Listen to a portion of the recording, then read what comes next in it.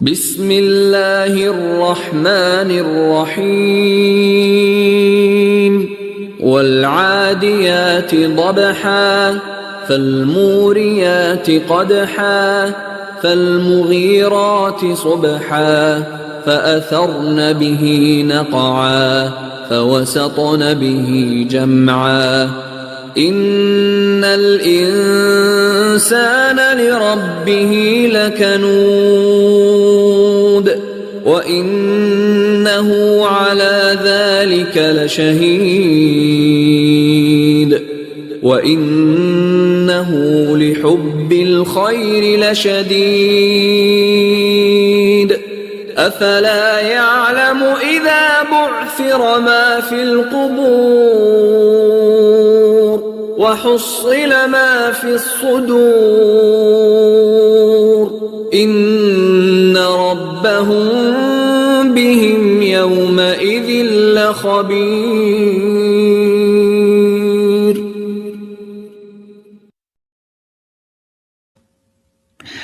Hey, peace, everybody. What's happening? Let me know if you can hear me. Let me know that first. Before we get started, let me know. Reflecto, what up? Reflecto, be on it. What's good? And let me know if y'all can hear me. Let me get a mic check. Make sure we good. Mic good. Oh man, the mic is good. We ready to go. We ready to go. Peace to everyone that's coming in. Definitely click the thumbs up button real quick, real fast. That way we can get the party started. So please click the like button. Kind of alert the tribe that you know that we on and whatnot. And happy Friday to everybody. Jumu Mubarak. Shalom Shabbat, as we say in the Hebrew, and just flat out happy Friday to you and whatnot. Yeah, man, I'm gonna get started, man, because this might be a nice, decent sized conversation. I want to kind of take my time. And so, Bismillah ar-Rahman ar-Rahim, Alhamdulillah Rabbil Alameen, Sallallahu Allah Muhammad, Sallallahu Allah Ali, Sallallahu Allah Fatima, Sallallahu Allah Al-Bayt.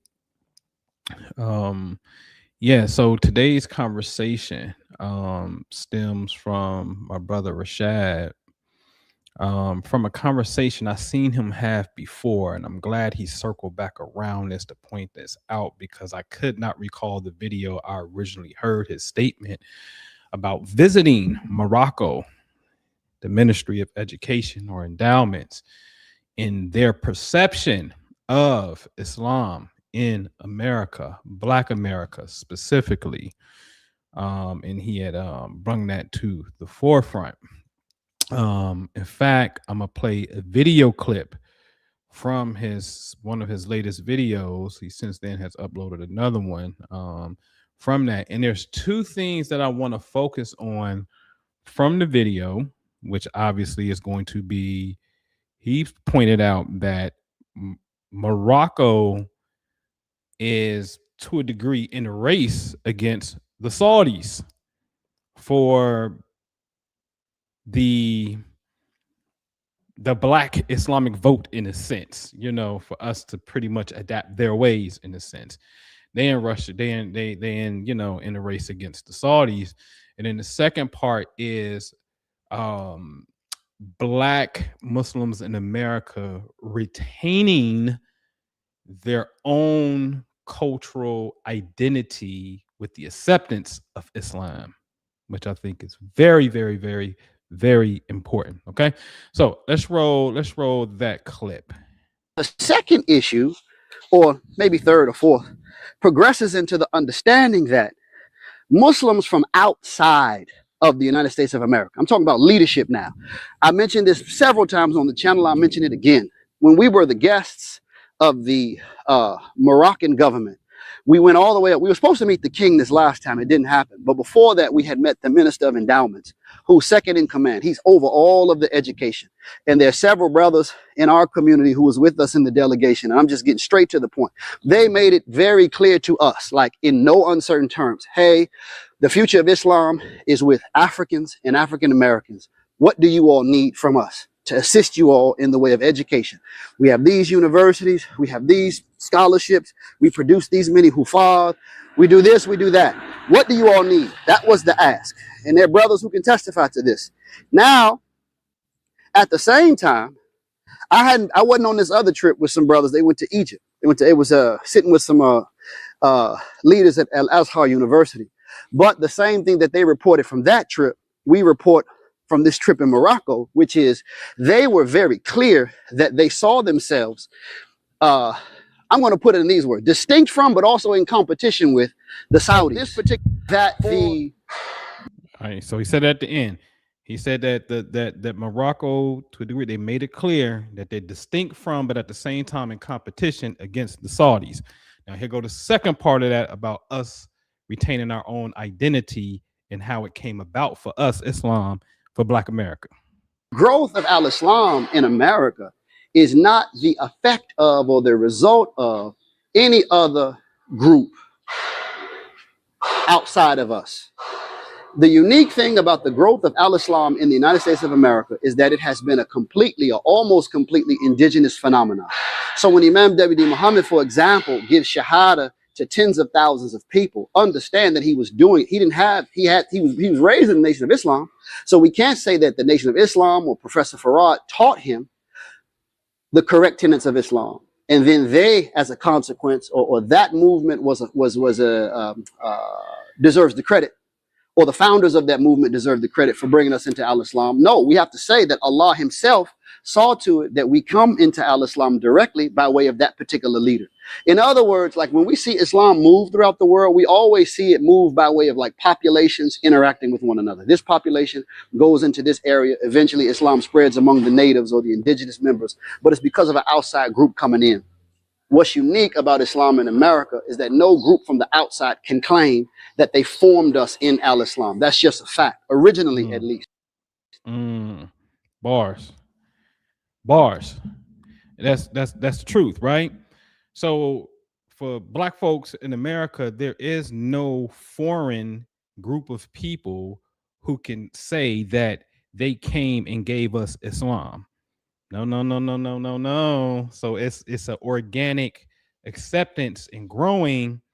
Some would even dare say remix. Okay, in its inception point here. All right. So let's get into this conversation, because I had a conversation before about this, the Sunni and the Salafi enemies of Islam, the war on Shia Islam, this group of people known as the Wahhabis or Wahhabism, who now forms the doctrine of the Salafi, are historically at their origin point. I'm not saying today, although some is today, okay? But historically in their origin points are 100% enemies to the Prophet, okay? So let's get back into it so we can get on the same page here. When we look at the Wahhabi/Salafi founder, Mr. Muhammad ibn Ab al-Wahhab, who is the one to use the term or prefer the term Salafi, we will see that this group of thinking prioritizes a strict literal interpretation of Quran and Sunnah over the use of human reason, rationalism, or philosophical interpretation. It is characterized as a traditionalist authority theology that rejects rationalist approaches to Islamic law, often viewing them as deviations or innovation, known as bid'ah. Okay, so it rejects the rejection of independent reasoning. Okay, it rejects philosophy, such as the Greek philosophy reasoning inside of theology. Okay, I have a problem with that because in the Quran, right here, as you will see in Surah 273, so we said, strike him. Thus does Allah bring the dead to life, and he shows you his signs that you might what? Use your intellect. Okay? Use your intellect. Even in the prophet's farewell speech, he says, "O people, no prophet or apostle will come after me, and no new faith will be born. Reason well." Okay. So both the Quran and prophet is 100% is 100% against this ideology of Wahhabism, who do not want you to use your reason. In fact, the Quran is filled with verses of people crying, wishing that they had used their reason because they found themselves in the hellfire. Okay? So you must use your reason. Okay? You absolutely must. Prophet says so, and the Quran says so. All right? So here's a verse that says, and they will say, if only we had been listening or reasoning, we would not be among the companions of the blaze. Okay? Again, just told you, there's a group of people who will wish they use their reasoning. You're supposed to use your mind. And when you really understand that, you're supposed to use the intelligence of your heart. Okay? All right, there's plenty of verses in the Quran that flat out tell you, it's not the eyes that are blind, but it is the eyes on their hearts that are blind. Okay? All right. So what happened is, in 1744, the pact of diarrhea, and I'm going to forever call it diarrhea because this is hot boo-boo. Two gentlemen came together, Muhammad al-Wahhab, a preacher, and the king at the time of the specific area, Muhammad ibn Saud. Saud is where the name Saudi Arabia comes from.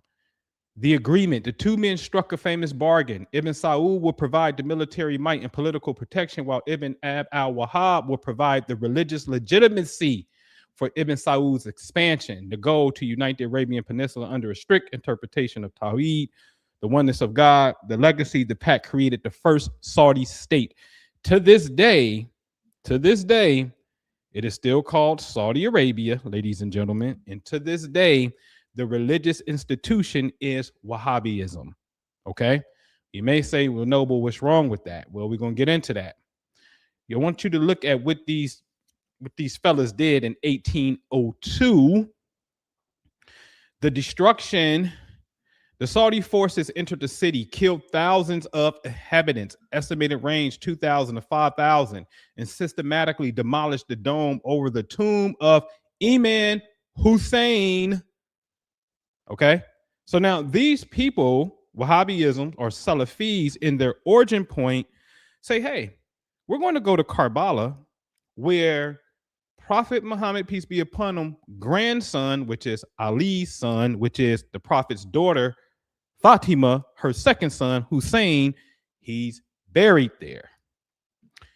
His head was cut off from the enemies of Islam who were Muslims. Oh, yeah, that's the part that we got to get. The Prophet's grandson head was cut off by someone who said they were a Muslim, and they were the leaders of Islam at that time, known as caliphs. Like, where's Khalifa? Okay, a caliph. All right. So the Wahhabis and the Saudis go to the graveyard of the Prophet's great grandson Hussein and ransack and kill 2,000 to 5,000 people known as the Shia, which we'll get into in a second. How disrespectful is this? This is the origin point. I ain't gonna make this stuff up, man. It's right here. Okay. All right. Then in 1925, they do it again. When the Saudis took control of Medina, they applied the same principles. to the Jannat al-Baqi cemetery, where many of the al-Bayt, which is the family of the house, okay, and the Prophet's companions were buried. They leveled the shrines and domes built over the graves of the imams, such as Imam Hassan. Hold on. Who is Imam Hassan? Imam Sajid or Sajud, yeah. Imam Bakr and Imam Sadiq. Who are these people? Imam Hassan is the first son from Ali and Fatima. That's the Prophet's first grandson. Hussein's son, who is Imam Sajud, or Sajad, as you may some say,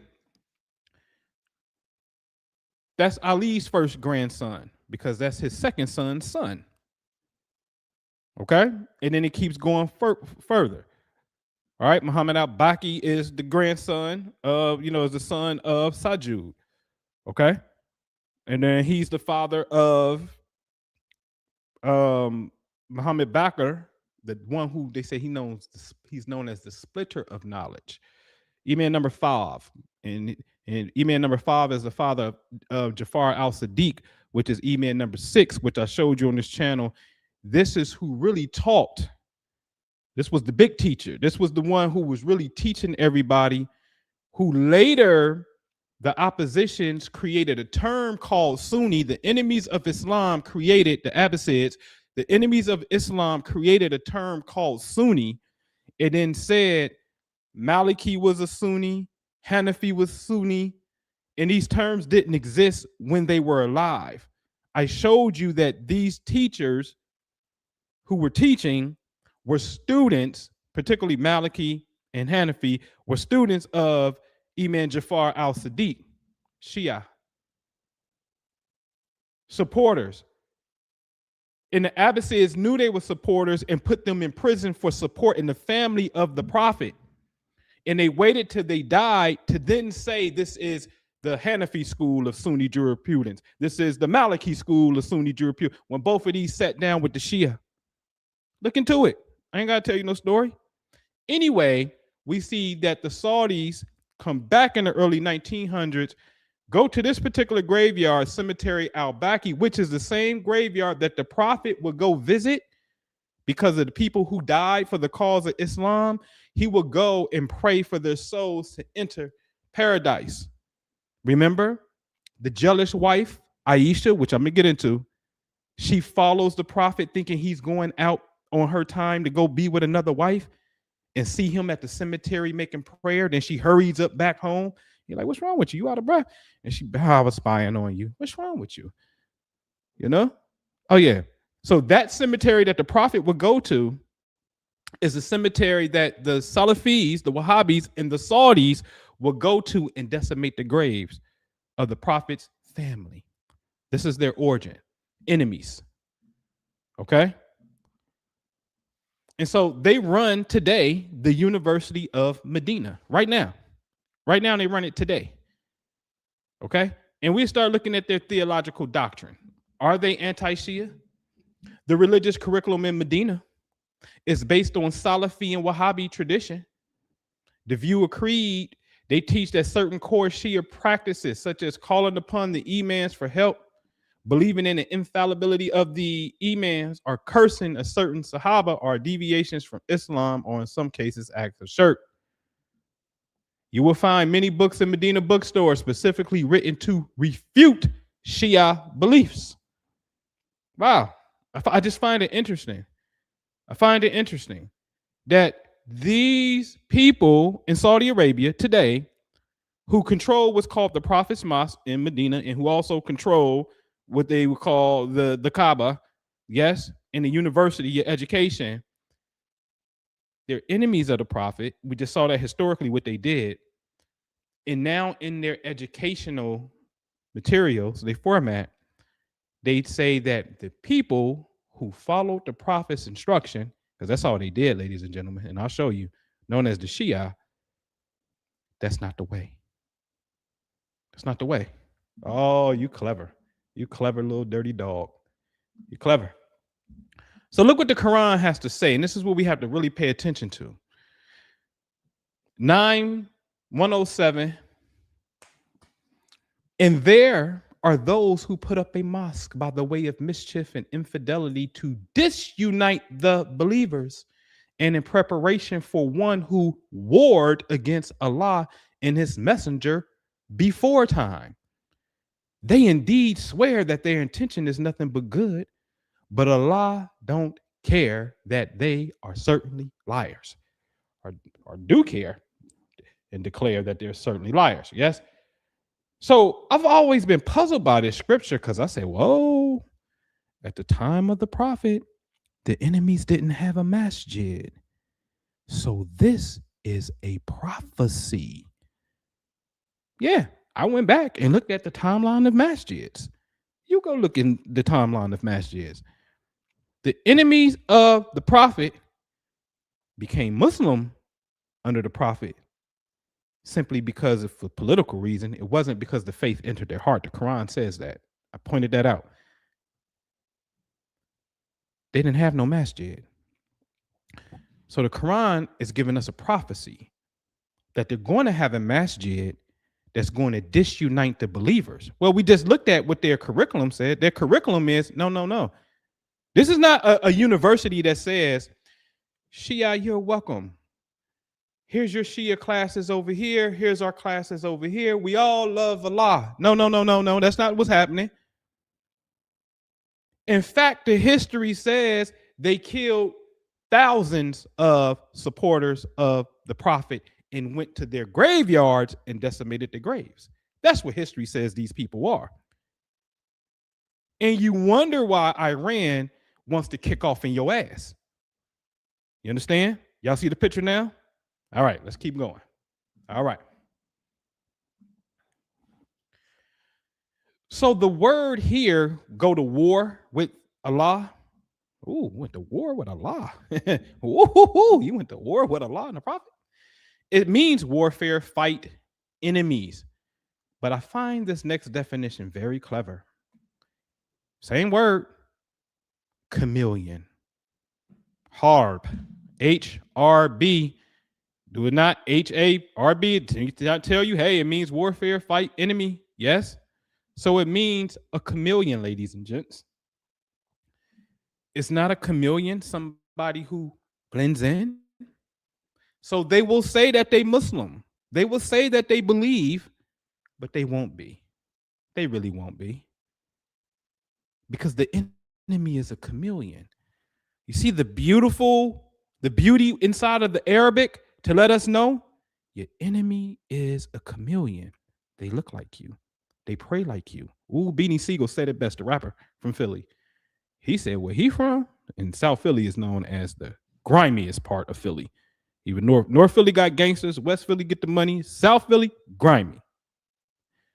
Beanie Siegel said where he from, a Muslim will kill you and then wash your body to get you ready for the funeral and be at your funeral.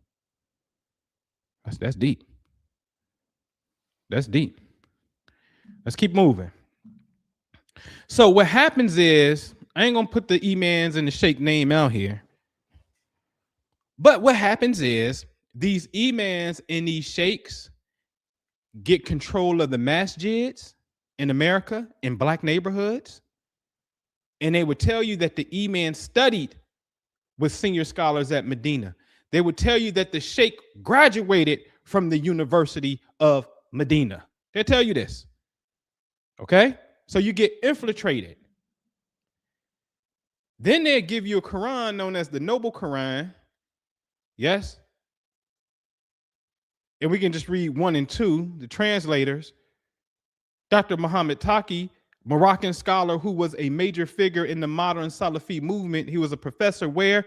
The Islamic University of Medina. Dr. Muhammad Muhsin Khan, Islamic scholar of Pakistani origin who served as the director of the university hospital in where? Medina. So you go to Medina to get indoctrinated. Okay? And this is the Quran that they want you to read. Okay? All right. I find it funny, sidebar, just a sidebar, an orthodox sidebar.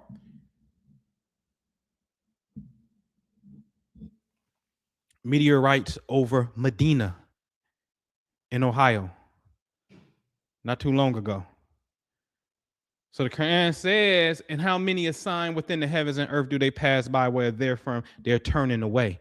How many signs do they see? And I'm not going to get into this, but the Quran talks about signs in the heavens.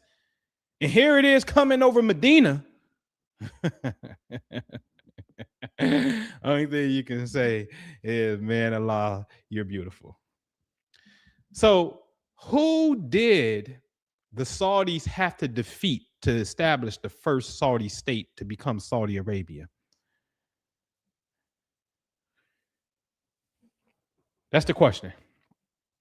So Saudi Arabia was established by defeating the Al-Rashid family of Central Arabia, the Hashemites in the Hijaz. The Hijaz is Arabia before it's called Arabia.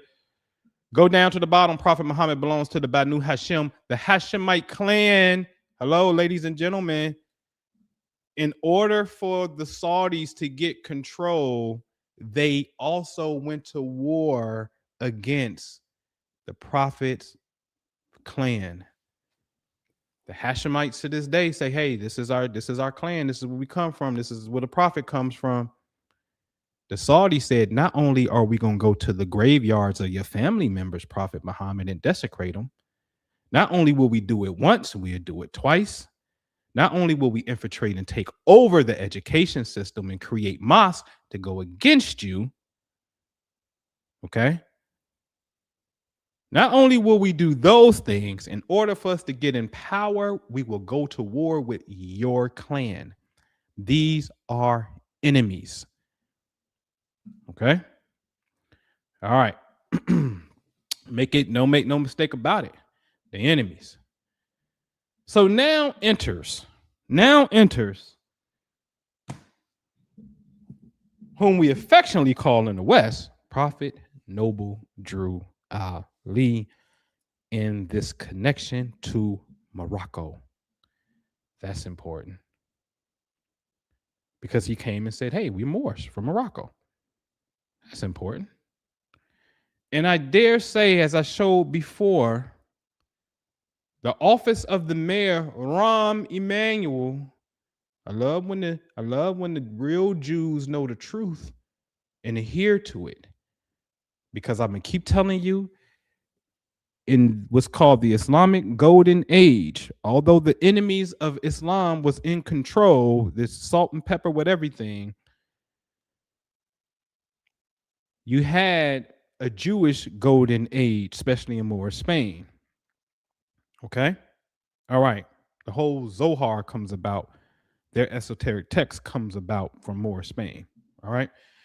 So anyway, you have a proclamation on the record book in Chicago, and this is going to set off a chain of proclamations throughout the country in the year 2012, starting in December 2011. The following month, when the year changes, you have 11 cities bare minimum on record that issued a proclamation recognizing the Moors as their own, and if I go back into the detail of the original proclamation, a theocratic form of government, which I've talked about in previous videos, which I say lays the foundation for a legal precedence of turning a proclamation into an actual law. Okay? All right. So now the king of Morocco, we have to understand that he is a member. Muhammad VI is a member of the Alawi, right? Alawi dynasty. And his title is Amir al-Mumin. And I said, oh, no. I know what you're doing. I know that title. Okay. So let's get into the dynasty. Well, in short, ladies and gentlemen, they are an Arabic Sharifan dynasty and claimed descent from the Islamic prophet Muhammad through his grandson, who? Hassan, son of Ali. So the Moroccans, the leadership in Morocco, which is a constitutional monarchy, okay? You had emirs, you had leaders, and then they changed it to king, okay? They say, hey, we come from Hassan. I said, whoa, really? Yeah, that's what they say. We come from Hassan, okay? So that means that, hold on. Prophet Muhammad gave birth to Fatima, his daughter. Prophet Muhammad's cousin, Ali, the prophet approved, said, hey, go ahead, marry my daughter, Fatima. Ali and Fatima have two sons, Hassan and Hussein. We just saw that the Moroccans say they come from Hassan. Noble Drew Ali ties us into Morocco, and he carries the name Ali. Ladies and gentlemen, ladies and gents, am I frozen? All right, there we go. Come on, man. We got to connect the dots here. Now, under Hussein is going to come his children. And then that's going to create what's known as the Shia. The Shia are saying, hey, listen, we are supporters of the prophet's family, because that was an instruction that I will show you that Prophet Muhammad gave the community. That was an instruction. Okay? And this side, Hussein's side, is known as the 12ers in Shia Islam. And then within that, there's going to be a branch. And then within that branch, it's going to be another branch. You're going to have some break-offs. But it's all going to come back to the root of the tree, which is going to be the prophet. But anyway, I'm going back to Noble Drew Ali, and I said, whoa, hold on. You're actually tying us into Hassan when you tie us into Morocco. Your name is Ali, so you're tying us directly into Ali himself. Okay? Note that. Note that. So that's a good alley-oop that he gave us. What did Prophet Muhammad say about Ali? Prophet Muhammad referred to Ali as the leader or commander of the faithful, Amir al-Mumin. Wait a minute. Was that not just the title that we saw 2 slides ago right here above his head? The king of Morocco, Amir al-Mumin. Amir, leader, Mumin, faith, believer. Yes? Okay. All right. Let's look at a few bullet points. A few bullet points. Key hadith: Ali is from me and I am from him, and he is the wali, leader or guardian of the faithful after me. Another narration: Ali is with the Quran and the Quran is with Ali. He is the leader / commander of the faithful. At Gadir Kum, the prophet declared, oh, whomsoever I am Mala, master leader, Ali is his Mala. Yes. How about position of authority? The prophet is reported and said, I was commanded to close these doors leading to the mosque, except for the door of Ali. So what did we just see? We just saw the prophet, we would say in America, the prophet Noble Drew Ali is connecting you to Shia. Hello, we need to know that. The prophet Noble Drew Ali is connecting Black America, Moorish Americans, not just to Morocco. He's connecting you to the family of the prophet. And when you do that, you are a Shia. You're not Sunni. I will show you. I will show you. Okay? Let's keep going. And this is why you look at the handiwork. Look at the signs of Allah, people. How is it that you also get Muhammad Ali, who becomes the GOAT, the greatest of all time? And you know good and well it really wasn't based off his record, because his record don't really reflect he's the greatest of all time, if we're going to be honest about record. Yes. But what he represent in that time, and what he spawned and created, the Mike Tysons, the Sugar Ray Leonards, the admiration in the time of Vietnam ain't never called me nigga. Okay? So he becomes the Tupac in a sense of his era. Yes? It was about the truth that he represented. Okay? Carrying the name Muhammad Ali, which comes from the Nation of Islam, who gave him this name. So you got Noble Drew Ali in the Moorish Science Temple. Then you have the Nation of Islam, who produces your Malcolm X, who also produces your Muhammad Ali. Muhammad Ali becomes the GOAT because he's carrying the frequency of truth. The Prophet Muhammad, alayhi salam, and Ali. May the peace and blessings be upon them both. Because this is one of the way God tries to get our attention so we can connect the dots on what's what. It's not hard, man. It's not. So you know the famous Sufi named Rumi, what you seek is seeking you. And he said, oh, the whirling dervishes. And you know that they're the most popular ones known as Sufis. But not all Sufis whirl. Not all Sufis dicker out loud and say, la ilaha illallah. Some of them, be quiet, sit, reflect. You understand? Now, this is going to become very important when you understand Morocco. Yes? Let's get into it. So when you go to Morocco tours, what do they say? Sufism has shaped Morocco's spirituality, politics, and culture from the 10th century to the present day. Its influence remains visible in cities like Marrakesh and Fez, where shrines dot the Medinas and devotional music fill courtyards at dusk. Moroccan Sufism blends Maliki Sunni jurisprudence, Ash'ari theology, and reference for saints expressed through music, poetry, and social mediation between tribes and communities. The Moroccan monarchy, meaning the king, actively promotes Sufi orders. Yes? How you say that? Like the Bout Chichia, as a bulwark against religious extremism and as a source of religious soft power across West Africa and abroad.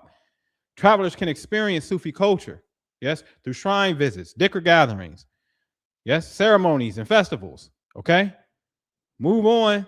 Sufism in politics in Morocco. The Moroccan monarchy has long been intertwined with Sufi institutions, using them to anchor religious legitimacy and maintain social cohesion across a diverse territory. This relationship remains central to understanding contemporary Moroccan governance. Hold on. So you're saying you have a diverse culture. You have tribes of people still that have what we may call their indigenous identity. Yes? And somehow the Sufis are the mediators between this. The king and Emir al-Mumin, Morocco monarch, holds the commander of the faithful, the title, grounded in claimed descent from the prophet through Idris I, and which is an Alawite lineage. This Sharifan authority is reinforced by ties to major, which means Sufi centers, okay? Sufi shrines positioning the king in both political ruler and spiritual pole, all right? This is how he's positioned. Now, historically speaking, they're saying the Sufi lodges mediate between the Makhzen, which is the central state, and tribes, negotiating tax arrangements, brokering ceasefires, mobilizing support against foreign threats. You hear this? You hear this? So between the central government and the diverse population, the central government is relying on who? The Sufis. The Sufis, go back to your chessboard. Who sits next to the king and the general? It ain't no queen. The queen didn't get on the board until white people got in here. No disrespect to the woman. But when it's war, I would think you shouldn't even be into that if real masculinity is around. Anyway, the king and the general. That was an advisor to the king, his top war soldier. That always baffled me. And I said, look at these years. Look at this thinking. The king moved one step at a time, and he the object of the game, and the queen can kick all this ass. And more than a knight? How is a woman on the battlefield more effective than a knight?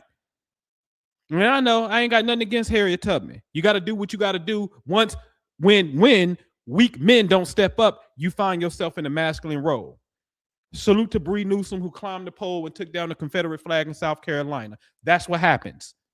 Okay? But in truth, that's a masculine position. The war general. That's who that is. Now, who sits next to the war general and the king? The bishop. What is the bishop? Spiritual perception. The spiritual advisor. So in Morocco, although a king, they have an intimate relationship with the Sufis. The ones who are supposed to know, and I say supposed to know the inner hidden meaning of the Quran. Not just the external dogmatic stuff we get, the inner meaning, such as in the heavens is your provision and everything is promised to you, such as our signs is on the horizon and in yourselves until you may know that this is the truth. Oh, young man and young woman, Muslim, forget a Muslim, believer. Trust me, it's more imperative that you be a believer. And then you got to go another notch and become one who know for certain there's something on the horizon and within ourselves that we must know. Anyway, Morocco is connected to the Sufi. Okay. All right.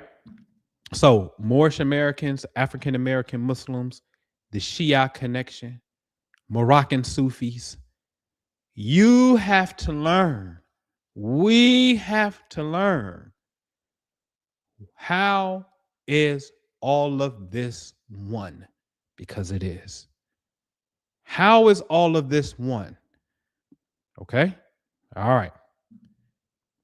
Now, I don't have to lie. Look at the very top name. His name is Ali. As I'm creating this yesterday, my WhatsApp goes off and I look, I'm creating this and I was on the Ali part of the slide. Wallahi, I don't have to lie. And it's from my man Ali.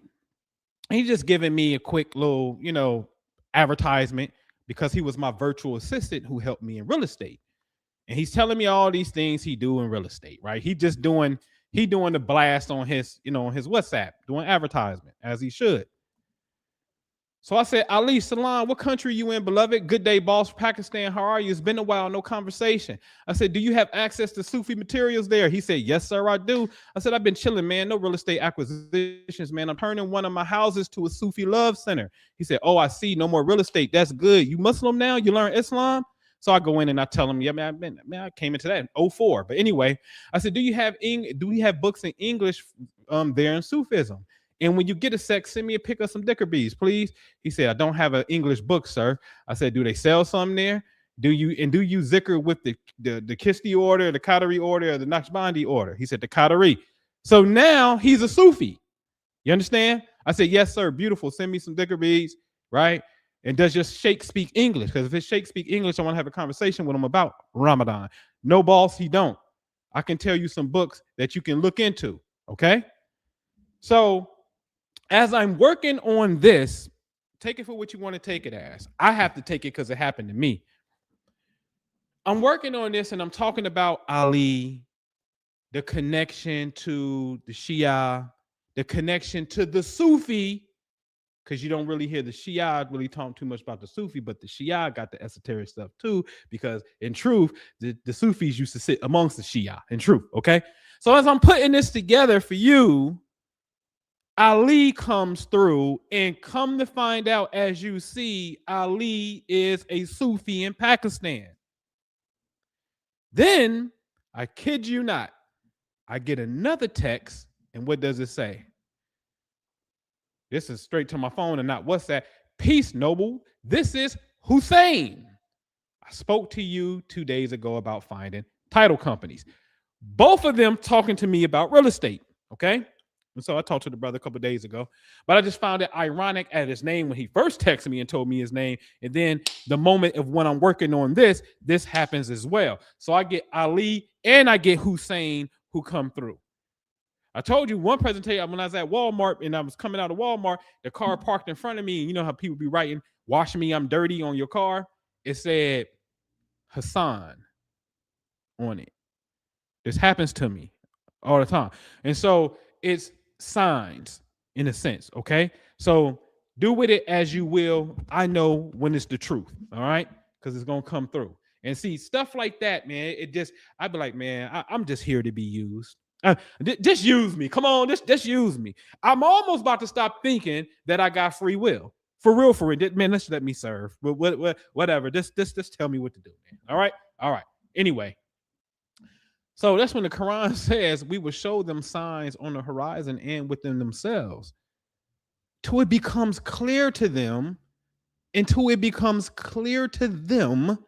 that it is the truth. But is it not sufficient concerning your Lord that he's a witness over all things? See, witness is shahad, which represents shahada.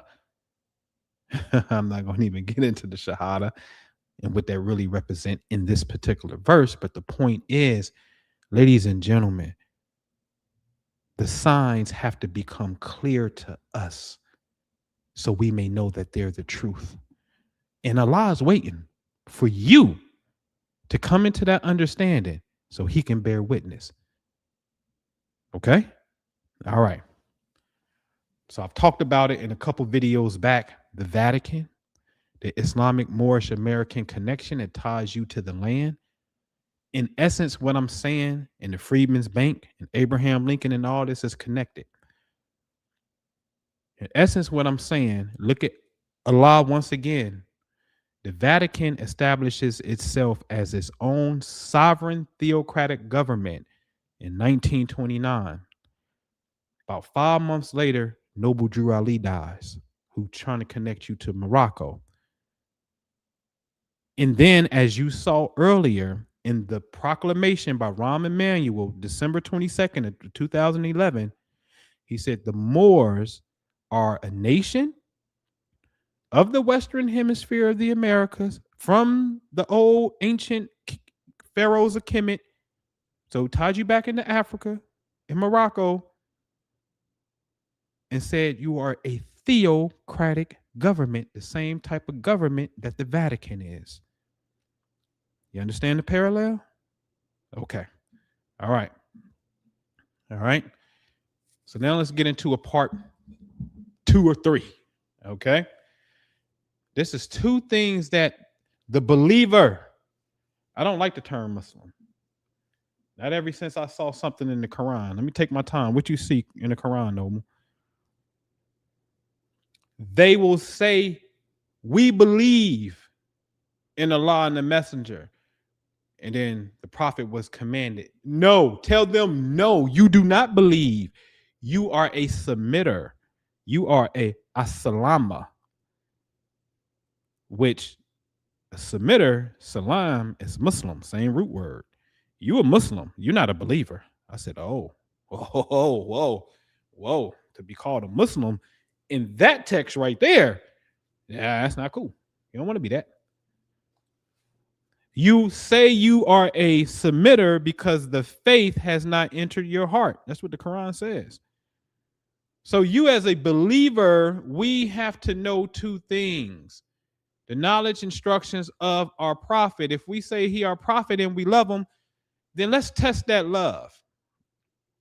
And then second, we have to have a knowledge of time. Those are the 2 things. 2 things. So let's get into the knowledge of our prophet, since we say he's our prophet. And we dare say he's the last prophet. And he said he the last prophet. He praised Allah, extolled him, and delivered the sermon, and exhorted us, and said, now to our purpose, O people, I am a human being. I am about to receive a messenger, meaning an angel of death was coming to him because this is his farewell sermon. He knows he's about to die. From my Lord, and I, in response to Allah's call, would bid goodbye to you, but I am leaving among you 2 weighty things. The one being the book of Allah, in which there is right guidance and light, So hold fast to the book of Allah and adhere to it. He exhorted us to hold fast to the book of Allah. And then he said, the second are the members of my household. I remind you of your duties to the members of my family. Stop right there. So this is known as the hadith of two weighty things. I leave you the book of Allah and the light that's in it, and I leave you my family, because these two things you will never be led astray. That's what he said. Are we following the instructions of the prophet we say is our prophet in love? Because your allegiance off the top is going to reflect if we are following those principles or those instructions. Let's move on.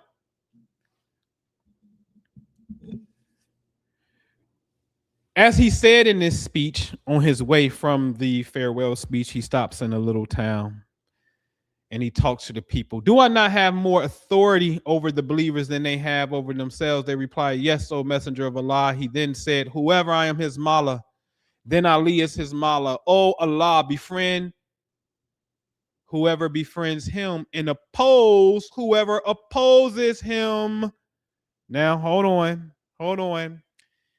This is where the Sunnis say, well, mala also means friend. And I always say, who the are you to take the lesser definition of the word, where the whole context is, do I not have authority over you? And even if he didn't say it, who are you to take the lesser of the word? But let's throw that out the window, because there's so much proof about how he feels about Ali and what Ali is. Let's throw that out the window. This is what we can't debate. Whoever opposes Ali, you oppose them. Is that not what it say? Okay, we're going to test the heart then. We're going to test our faith. We're going to test our faith with this one. So whoever opposes Ali, you oppose them. Whoever befriend Ali, you befriend them. You're supposed to roll with Ali. That's why Noble Drew Ali followed the instructions of the prophet. Hence the name Ali. Okay? All right. But we're gonna see about this. So I had a question, and I just wanted to know, well, wait a minute, did the farewell sermon happen before or after the pen and paper request? And then the sermon happens. Okay? The sermon happens. And then the pen and paper hadith happens. Now, if you don't know what happened about the pen and paper hadith, the prophet is on his deathbed and he said, let me get a pen and paper so I can write down some things that's going to help, guide the community so you won't be lost. Somebody rejected, ladies and gentlemen, and said, no, the prophet is crazy. He is out of his mind right now. We have the Quran is all we need. This person name was Umar. That's who it was. His name is Umar. And then the prophet's wives is there, and they ain't hot about this as they should be. And they start arguing with Umar. Umar's arguing with the prophet's wives. And I said, oh my God, this is the most disrespectful thing that I can ever envision. Can you envision you being with a prophet of God?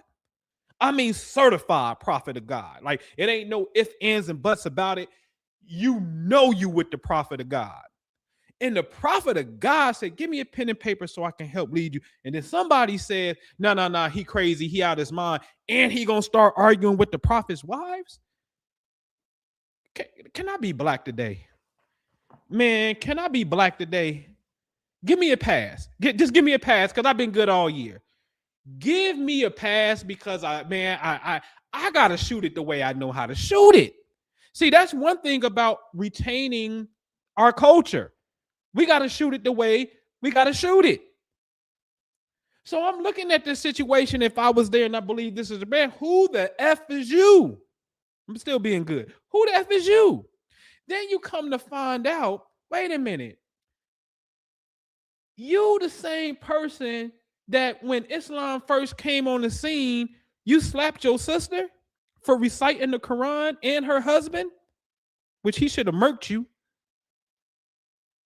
And then you was an enemy to the prophet and fought against the prophet and wanted to kill my prophet. Alhamdulillah, you had a change of heart. But now as time progresses, we get to his deathbed and you're saying he's crazy out of his mind. Interesting, because the calendar will come in formation under him. Now, I'm not saying he had a malicious intent with the calendar, but you got to follow the clues to see things can go wrong when it's in the hands of the wrong people anyway, even though they don't have no intent for it to be wrong. Let's just call it karma. Okay? All right. So this is very suspect. Very suspect. Anyway, I'll move on. Here is a gentleman by the name of Ubay. He is known as the master of reciters of the Quran. He is a scribe for the prophet. Let me show you what he said. Now, Ubay was the prophet's primary scribe and the man the prophet called the best reciter of the Quran. His support for Ali carried immense weight because of his peerless religious authority. His role in the initial protest, Ubay ibn Ka'ab, is consistently listed in historical accounts as one of the companions who refused to acknowledge the leadership of Abu Bakr at the death of the prophet. The 12 men, he was part of the group of 12 who went to the prophet's mosque to publicly challenge the events at Saqifa. His argument, Ubay's argument, was rooted in the Quran and the prophet's explicit instructions. He famously told the people, "O people of the Ansar, did you forget the words of the messenger of Allah on the day of Qadir Kum? Did you forget his words of whosoever I am master, Ali is his master? Mother F you Sunni who think you can stand on the Mala means friend. But yet you have the best reciter of the entire Quran that the prophet appointed and said, man, this is your title because nobody recites this Quran better than you, and you are one of my chief scribes along with Ali. You are one of my chief scribes." So now Ubay, who is there, comes with a group of men. Abu Bakr says, "I'm the leader, the prophet is dead. I'm the new leader." And Ubay is like, yo, people of the Ansar, the helpers, the people of Medina. Remember, the prophet has to go to Medina because his own city won't recognize him. The Meccans want to kill him. So he goes to Medina. The Medinas support him. Not only that, I showed before the individual who the prophet lived in his house. I forget his name at the time, who lived in his house. Who did he side with? He said, no, he was there. Ali is the leader. But here we have it right here. Ubay, the chief scribe, says, no. Did y'all forget what the prophet said? He said, whoever he's the master of, then Ali is his master. This is in Sunni hadith, ladies and gentlemen. What are we talking about here? What the F are we talking about here? The same. So that's what I'm saying. And what a coincidence. The Saudis are the one who launches a war against these people and kill these people in their exception. Come on. This is a truth they don't want you to get. Okay? All right. Moving on. Look what the prophet said once again in the Sunni hadith. There will be rulers after me. You will recognize their evil and you will reject it. Whoever rejects is innocent. Whoever resists is saved. But whoever accepts and follow is destroyed. Sahih Muslim. So there's going to be some rulers that we're supposed to recognize their evil and reject them. How about this one when he says, there will be rulers or leaders who will not follow my guidance and will not follow my sunnah. Among them will be men with hearts of devils and human bodies. So now the prophet is saying, listen, this is what makes him a prophet. The leadership is going to go to some evil individuals. Do that mean every individual who is a leader is evil? No. But ladies and gentlemen, believer, you better make a list of who was the caliphs. And you need to know good, bad, evil one. Because the prophet is giving you a prophecy. So if I come up to you, anybody come up to you today and you want to invite me to Islam, and I say, listen, Islam is a bloody religion. It's spread by the sword. You're killers. Talking about assalamu alaikum and it means peace and I submit to the will of Allah. Bullshit. Islam spread by the sword. What do you want me to surrender to that bloody religion for? Because you don't know that the people who spread Islam on any conquest happened after the prophet. The prophet ain't never attacked no town. Never. You can't say that for Abu Bakr. You can't say that for Umar, number 2, who takes Jerusalem, even though they surrendered Jerusalem in the expansion. You can't say that for Uthman, who expanded the navy in the conquest. You can't say that. You can say that for Ali. Ali ain't never launched an offensive attack on nobody. The prophet and Ali never launched an offensive attack on nobody and made anybody surrender to Islam. We ain't never even seen the real Islam, if we're going to keep it all the way funky. Because the enemies within Islam, because they had enemies who later joined, then after the prophet's death, took control of the leadership and spread Islam. We ain't never seen Islam.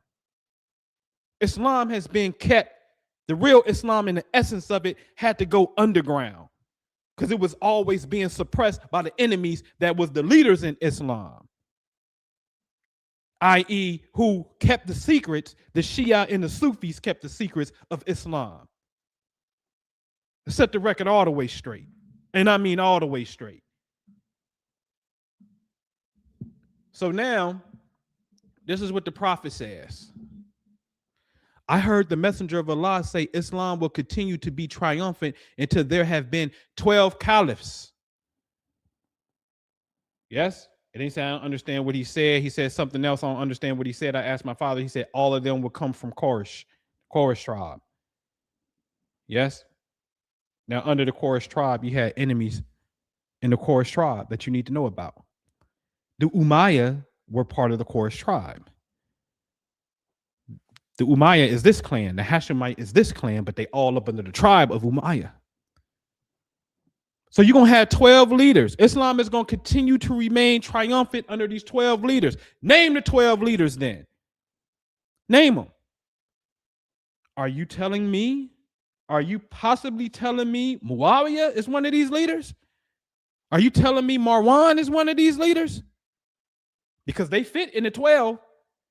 If we go, okay, this way, if we say, oh, Abu Bakr, if we say after Abu Bakr was Umar, after Umar was Uthman, after Uthman was Ali, after Ali was Muawiyah. Muawiyah? You mean Muawiyah that was going to war against the prophet and the family? Muawiyah? Muawiyah, whose daddy Abu Sufyan was a clear enemy against the prophet Muhammad? Muawiyah, whose brother is Yazid, who went to war against the prophet? That Muawiyah? Man, y'all better stop playing. What are we talking about? So Islam will continue to be triumphant under these 12 leaders.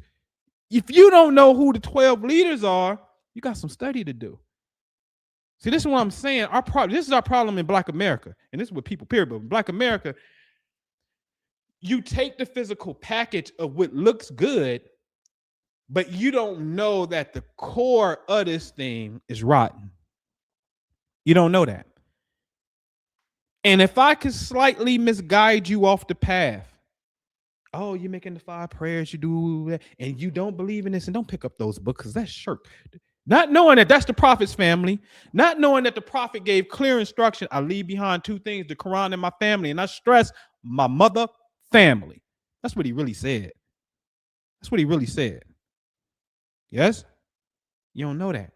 And so then you start developing this block. He said, oh no, that's shirk. Oh no, we don't deal with that, brother. That's shirk. That's wrong. That's not the real Islam. And then you can be so convicted in it that you will kill them. Because that happens. You understand? And you don't even know that you were enemy. All this time you thought you was guided to the right path. And you wasn't. That's in the Quran. Let's talk about that. That's talked about. Let's keep on moving. All right. So when we talk about the enemies of Islam, the enemies of time, and the prophet said, oh, men, the disbelievers indulge in tampering with the time. And the Quran validates that and say, by time, surely man is in loss. Listen, when I tell you this, he who controls time controls your mind. He who controls time controls your mind. You understand that? Oh, it's real simple. It's real simple.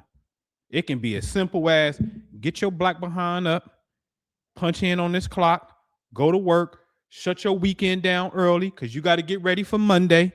Yeah, come give me that. And if you're going to call off, give me the common courtesy to call off and give me some respect.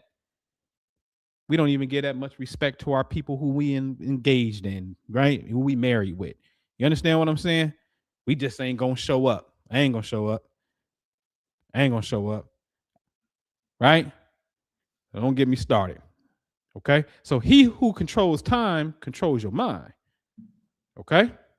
All right. So now we got to look at this word loss. Because the Quran says by time surely man is lost. Loss means damage, destroyed, to corrupt. See, this is why I said we got to take our time. If the Quran says surely mankind is in loss, you would think that, oh, over time, I lost my way. I'm slacking. I'm not praying. I'm not fasting. And I just got away from time, just got a little bit away in the world. Got caught up in the dunya, as they say. Time, or loss rather, means to cause harm and to be damaged. It didn't say you was L-O-S-T. It said L-O-S-S. That's the difference. You've been damaged by time. Ain't that something? What do you think about that concept? You can be damaged by time. If I can take you off time and recenter you, I can possibly move a strong connecting point to you. Oh, we're going to talk about that. Because, see, that's what the night of power is really all about. That's what Ramadan is really supposed to be about. The revelation of Quran. If I can throw that off of you and you practice over here, you think you're doing good, sucker, because you never dialed into the right frequency. You never dialed in. I got you. Okay? That's how they get you. All right? Let me back this up some. Blow this up. Is this the right spot? Where we at? All right. So it can mean, loss means to be damaged. Now, in Surah 51, one of my faves, it says, in the heaven, we constructed with strength. And indeed, we are its expander. The word strength means to corroborate, to support, to endorse. Yes, a confirmation, a backing, a support. Hence, you see it used in the Quran here. We supported him. Supports. I strengthened you, supported you, supported them. So we supported. So now the heavens, when he created the heavens, you can say he created the heavens in strength, but he created the heavens to support us. Oh, What about this verse in the same chapter? And in the heaven is your provision in whatever you are promised. See, this is the real conversation. And I understand that's a very high conversation because we're talking about in the heaven is your provision. In the heaven is your rest. What? Your provision and everything promised to you. What I say?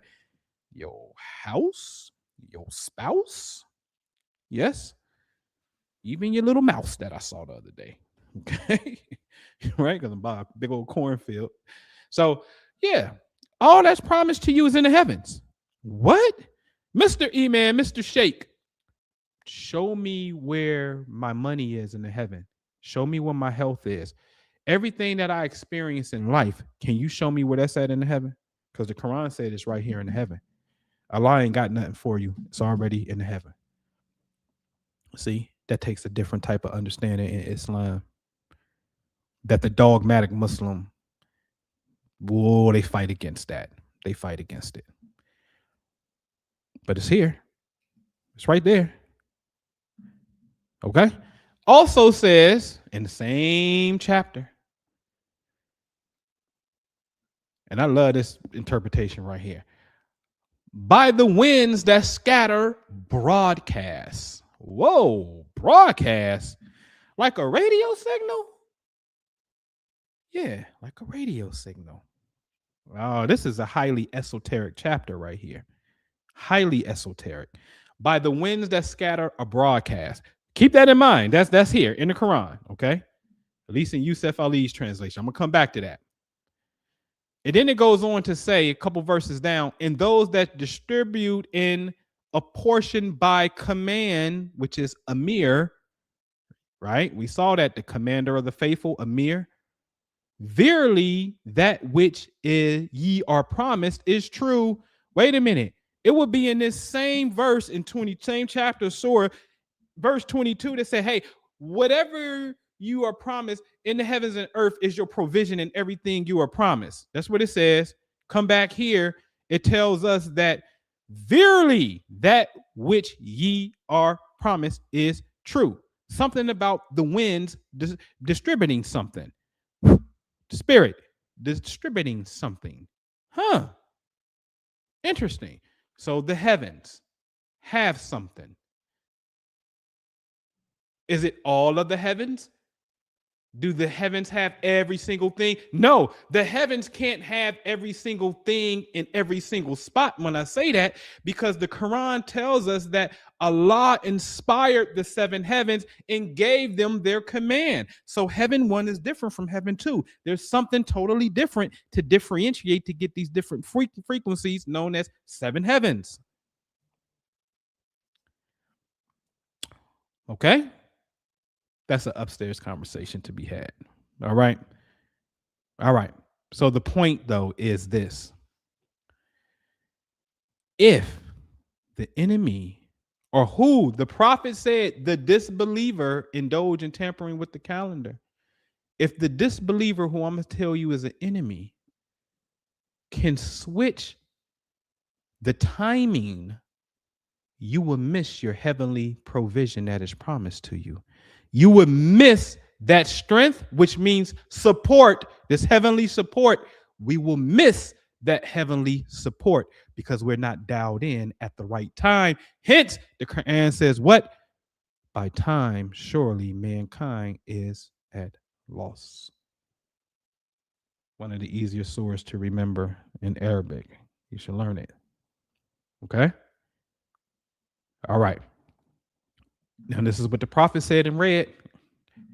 Can't say I'm making it up. Oh, men, the unbelievers indulge in tampering with the calendar. Just stop right there. I ain't got to go no more. But we can go further. In order to make permissible that which Allah forbade and to prohibit what Allah has made permissible. With Allah, the months are 12 in number. 4 of them are holy. And then he says 3 are successive, and 1 occurs singly in the month. All right. So let's talk about this for a quick second, ladies and gentlemen. Because later in that speech, that same sermon, this is what he's going to tell us at the bottom. You know what he's going to tell us? He's going to say, all those who listen to me shall pass my words to others. Okay? So all of those who were there who listened to me, hey Ali, hey Abu Bakr, hey, you my first companions, I want you to pass my words on to others. Okay. And so now these others, you're to pass it to others again. And may the last ones understand my words better than those who listen to me directly. Now listen to me very closely when I say this, please. Pretty please, I beg of you. I beg of you. Because thank you for listening. Thank you for watching. Thank you for giving me your time, because attention is precious. Information shapes perception. I do not take that loosely. Okay. Information shapes perception. And this is why al-haq, the truth, is very important. It is very important. Okay? Because it makes me think about Black folks understanding the correct history in America as it deals with white supremacy. There's another perception that we need to have. That's true, but we don't know the people who had our back. That's always been my thing. But this is what I want to say about this particular speech right here. Let's bring it back. And those who listen to me shall pass on my words to others, and those to others again. And may the last ones understand my words better than those who listen to me directly. You and I, ladies and gentlemen, are supposed to understand what the prophet was talking about better than those who listen to him directly. That's better than Ali, who is the master interpreter of the Quran. That's better than Ubay, who's the master reciter of Quran. You understand what I'm saying? Anybody who was there at the time of the prophet, we're supposed to understand it better than them. So that statement also means what, ladies and gentlemen? Something in that speech must be coded. If you tell me to wash my hands, wash my hands. How do I need to understand washing my hands better than this man understanding washing my hands? Is something in this speech specifically coded so the future generation can understand it better than the nincompoops that were there? And not all of them were, but some of them were nincompoops. Okay? That's the question. That's a serious question. The prophet is once again stating a wish, in a sense. May the last ones understand it better than the ones who I told it to. So you basically talking in parables a little bit here. You understand? So then when we go through the speech, well, what's the conversation about?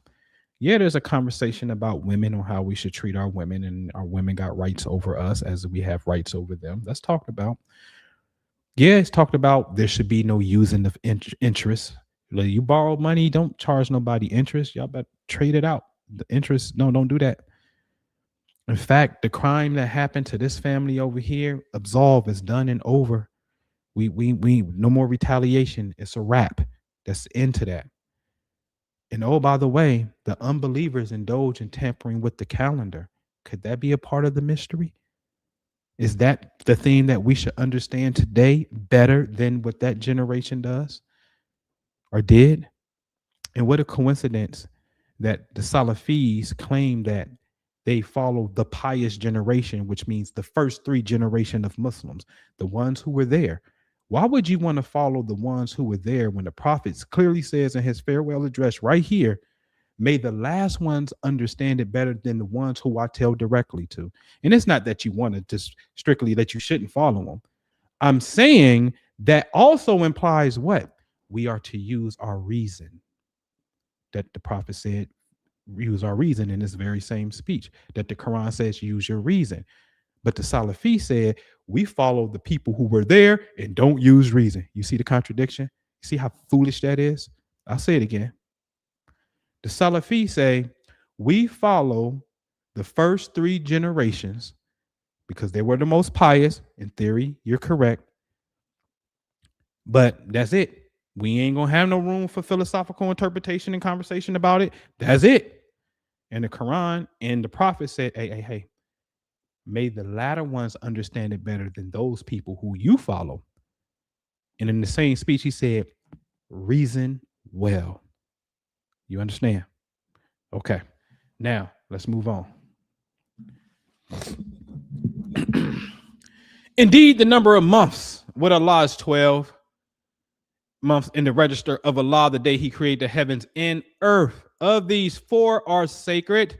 That is the correct religion. So do not wrong yourselves during them and fight against the disbelievers collectively as they fight against you collectively. And know that Allah is with the righteous. Okay. So here the Quran says, hey, the number of months are 12 and 4 are sacred, but he never said what those 4 sacred were. Okay. All right, ladies and gentlemen, I'm going to need you to put on your space hat because this is where you have to use your reason. The Quran says use your intellect. The prophet said use your reason. Okay. All right, let's explain it to them. Where you see the 4 seasons, that's where the earth will be when that season is in play. So let's look at the earth right now, and it looks like it's in between summer and fall. Yes. If we look out at the sun and we look beyond the sun, we say, sun, what constellations do you appear in front of when it's the summer going into the fall? Well, that big constellation above winter says Leo, and the constellation above spring is Virgo, because Leo is the summer and Virgo is the last constellation of the summer. Yes. So again, when the earth is at the bottom and it says summer position, and our reality that says, hey, sun, when you appear in front of Leo season, Virgo, it's hot outside, it's the summer. Now, I have it here for a reason because the date, as you can see, says the 26th of the 2026, 22nd day of September. This is usually the fall equinox, transitioning out of summer into fall when this happens. Okay, cool. Because traditionally speaking, they said Ramadan occurs at the end of summer, transitioning into the fall.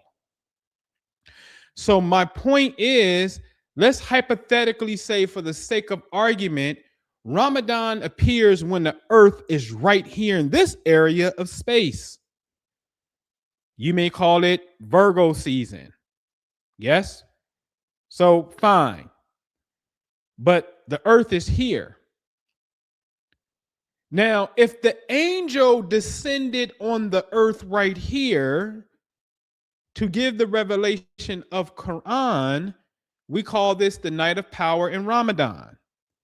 If you move the earth way over here in the winter, where the sun appears to be in front of Aquarius, like in 2026, and you say, hey, it's Ramadan in the winter. Excuse me, ladies and gentlemen. How is that Ramadan in the winter night of power? Because a winter night is not the same as a summer night.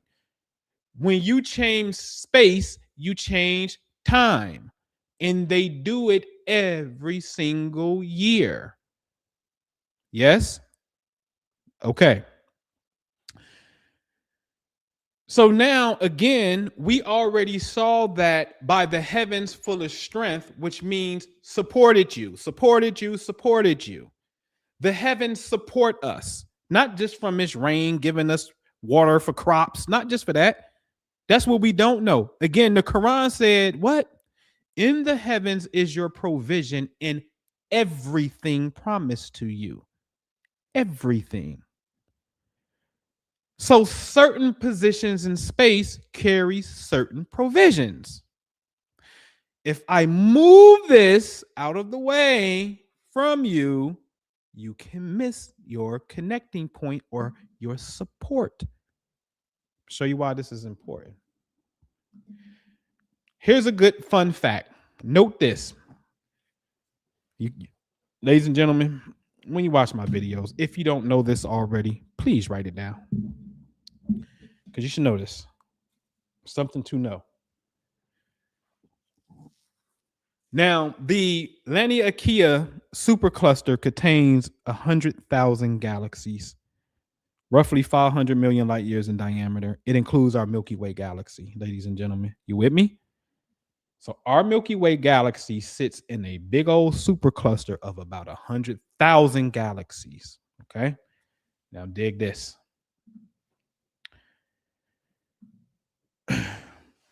Our supercluster, I asked a question because I know the answer to it just to show you. Our supercluster, Laniakea, which includes the Milky Way, is moving towards the Shapley concentration. It's 10 times larger in volume. It's located about 650 million light years away. I dare say I really wonder if it's 660, because 66 is the numerical value of Allah. But anyway, 100,000 galaxies are being pulled towards some type of location. This is an astronomical fact. Now, Allah is creator of all things. Why is Allah pulling us or sending us into a specific direction? Okay. Now, let's locate this thing. The Shapley supercluster has a right ascension of 1325, but there is another location that has a extremely massive high density core identified at 1327, which is 127. Okay. All right. Show you how to use astronomy. On this day, let's call this September the 20th, 610, the year that the Quran is revealed. Why September the 20th? Because on September the 20th, we transition out of summer into the fall. Notice I got a big arrow to the left that points to what? 1327.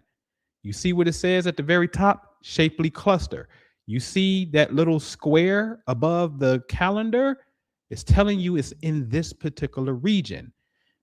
Notice that it is in a straight alignment with a star called Spica. Okay. And on September the 20th, when we get here, which is around fall equinox, the sun appears to be directly right here in the time of the prophet. Look at the time, it's 610. Okay. All right. Now, Ramadan means parchness, scorchedness, hot. Ramadan, the 9th month, hot. So Ramad means hot. Okay. All right. Now, on September the 20th, notice the sun is at the equator, the celestial equator. You see that arrow pointing? What is it pointing to? What do it say? 0. Because the declination of the sun is even at this particular point. It's neither above the horizon, nor is it below the horizon. This happens 2 times a year, known as the spring equinox and fall equinox. Again, if Ramadan means hot, scorching hot, we can assume that maybe this was something that came in the summer. History says Ramadan is summer transitioning into fall. Okay, constellation wise, I don't care what you want to call a month. Let's just deal with astronomy. I'm not dealing with astrology. Let's just deal with astronomy. Astronomy says September the 20th, or coming out of summer into fall, that will be 8:22 to approximately 9:20. 9:20 will start the fall. Okay, let's come back to the picture here.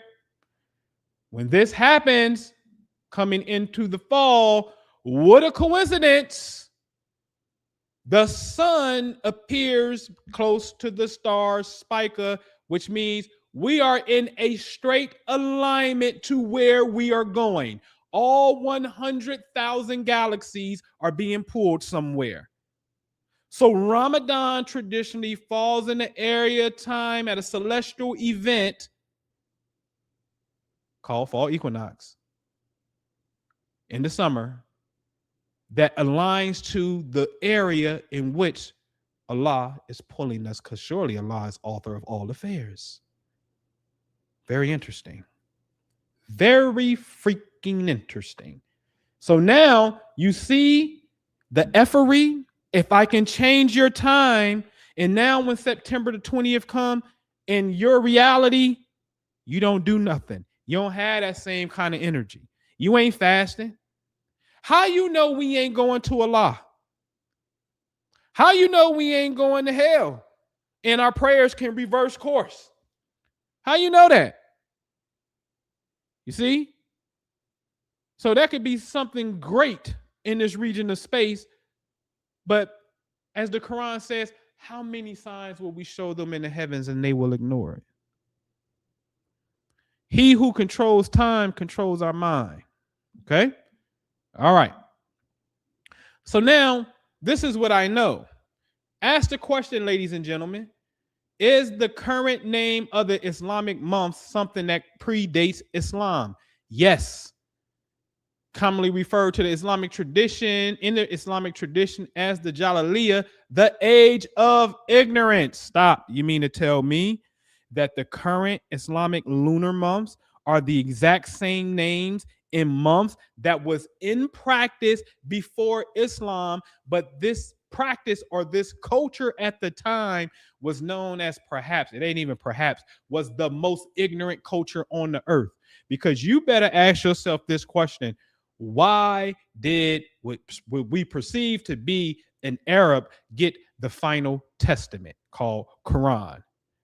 Because these people were savages. They would have daughters. Certain tribes would have a daughter born and would bury that daughter alive in the ground because they didn't have a son. That's how savage they was. And that's mentioned in the Quran.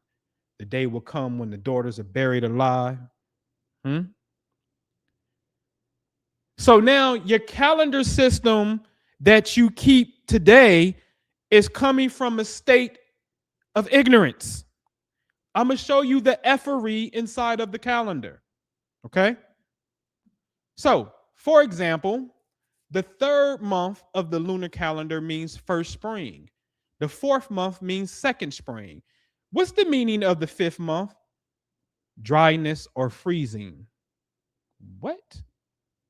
Dryness or freezing? I'll give you a pass. I'm going to give you a pass and say it better mean dryness because it's hot. Because one thing's for certain, freezing doesn't come after spring. Because if so, we have a problem. But I'm going to show you something else. Ramadan, we know, meaning scorching heat. Ninth month, we can say maybe it came in the summer. But then the 10th month, Shawwal, they say, hey, this refers to the camels raising their tails because it is mating season. So then you have to ask a logical question. Well, when is mating season for camels in Arabia? That can happen from November all the way to April. Well, November is the fall because December 22nd starts winter. So that's fall, winter. March and April is spring. Wait a minute. But you said your third month and your fourth month is spring.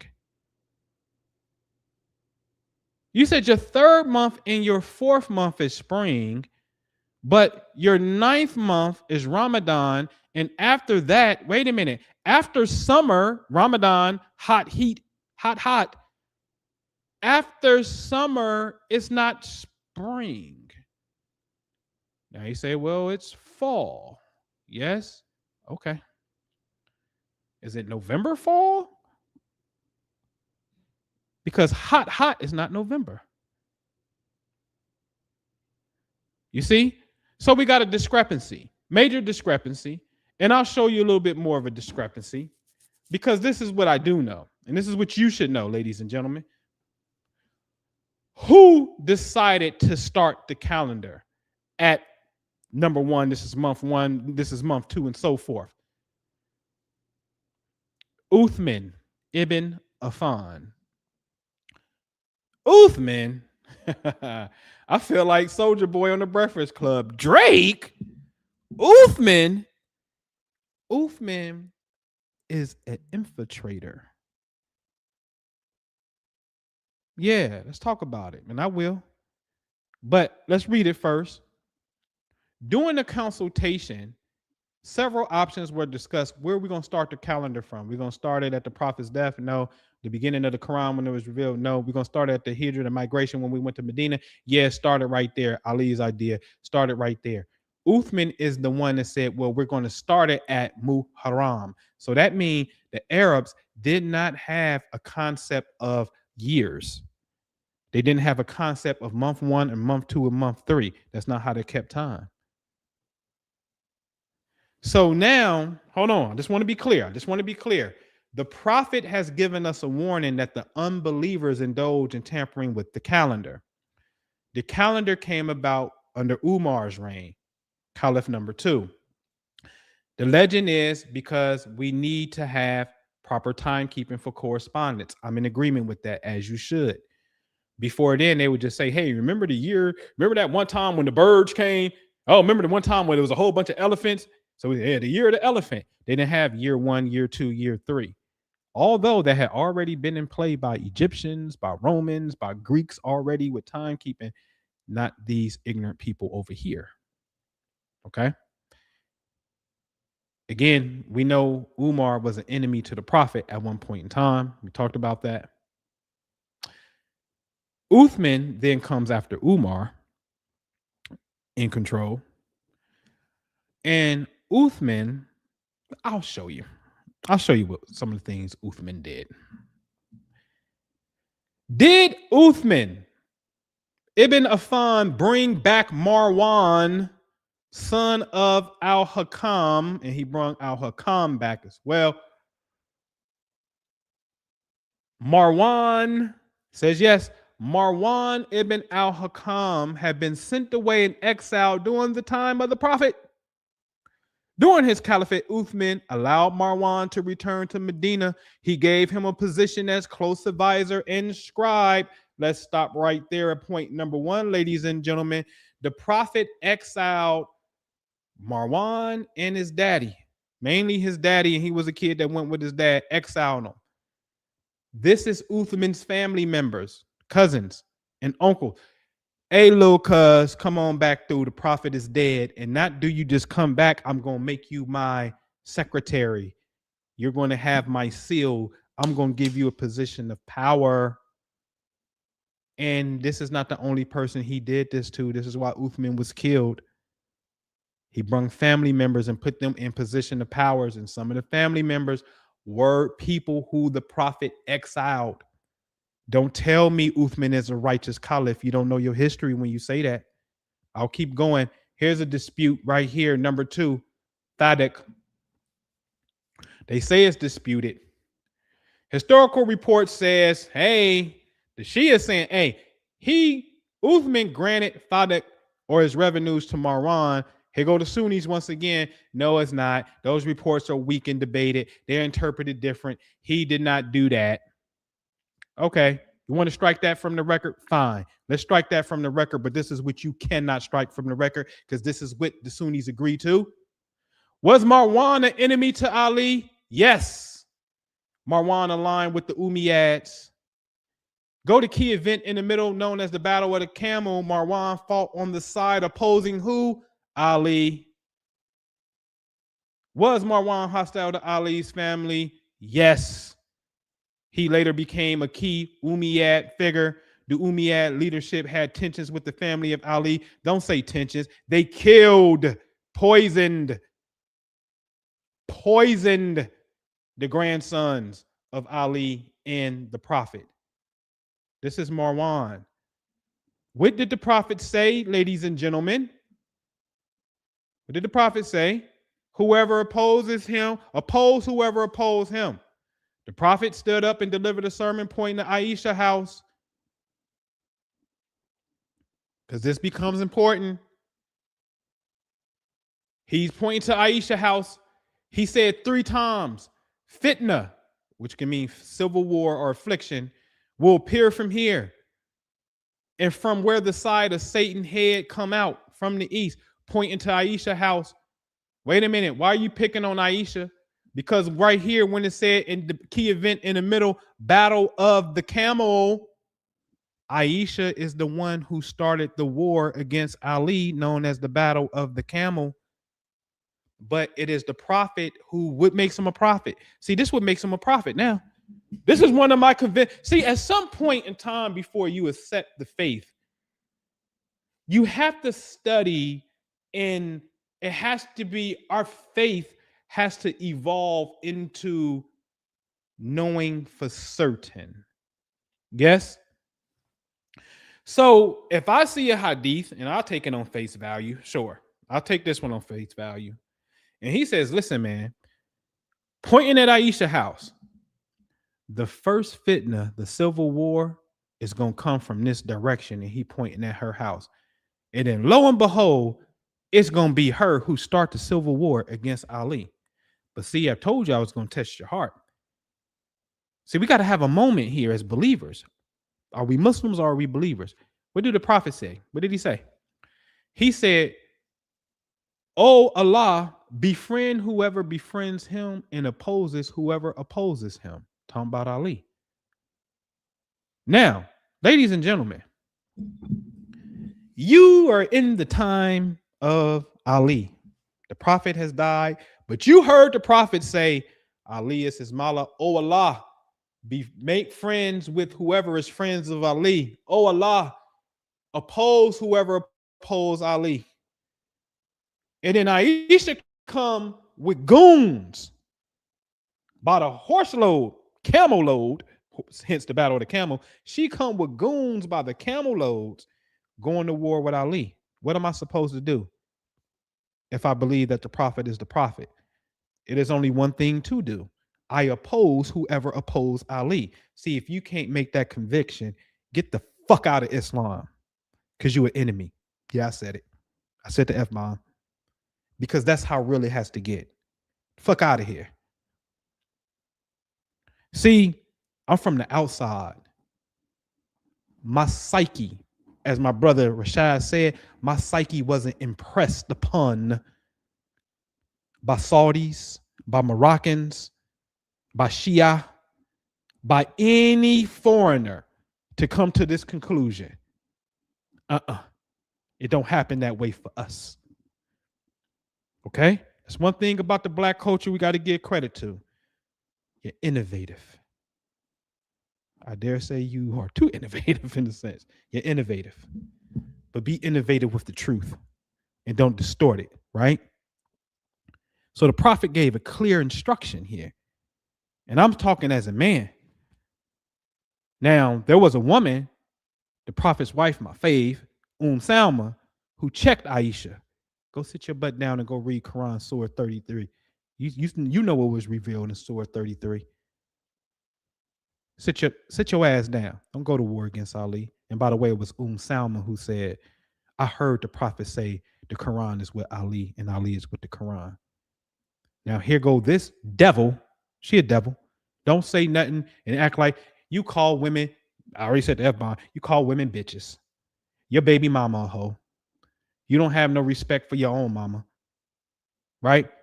So don't act like Aisha is holier than thou when the prophet said the devil was coming from over here.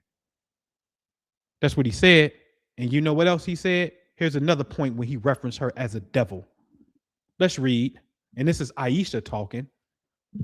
Aisha, the wife of the Allah's apostle, reported that one day Allah's messenger came out of her apartment during the night and she felt jealous. Then he came and saw me, what agitated the state of mind I was. And he said, Aisha, what has happened to you? Do you feel jealous? Thereupon she said, how can it be that a woman like me should not feel jealous in regard to a husband like you? Thereupon Allah's messenger said, it was your devil who had come to you. And she said, Allah's messenger, is there along with me a devil? He said, yes. I said, is it a devil attached to everyone? He said, yes. Aisha again said, Allah's messenger, is it with you also? He said, yes. But my Lord has helped me against him. And as such, I am absolutely safe from his mischief.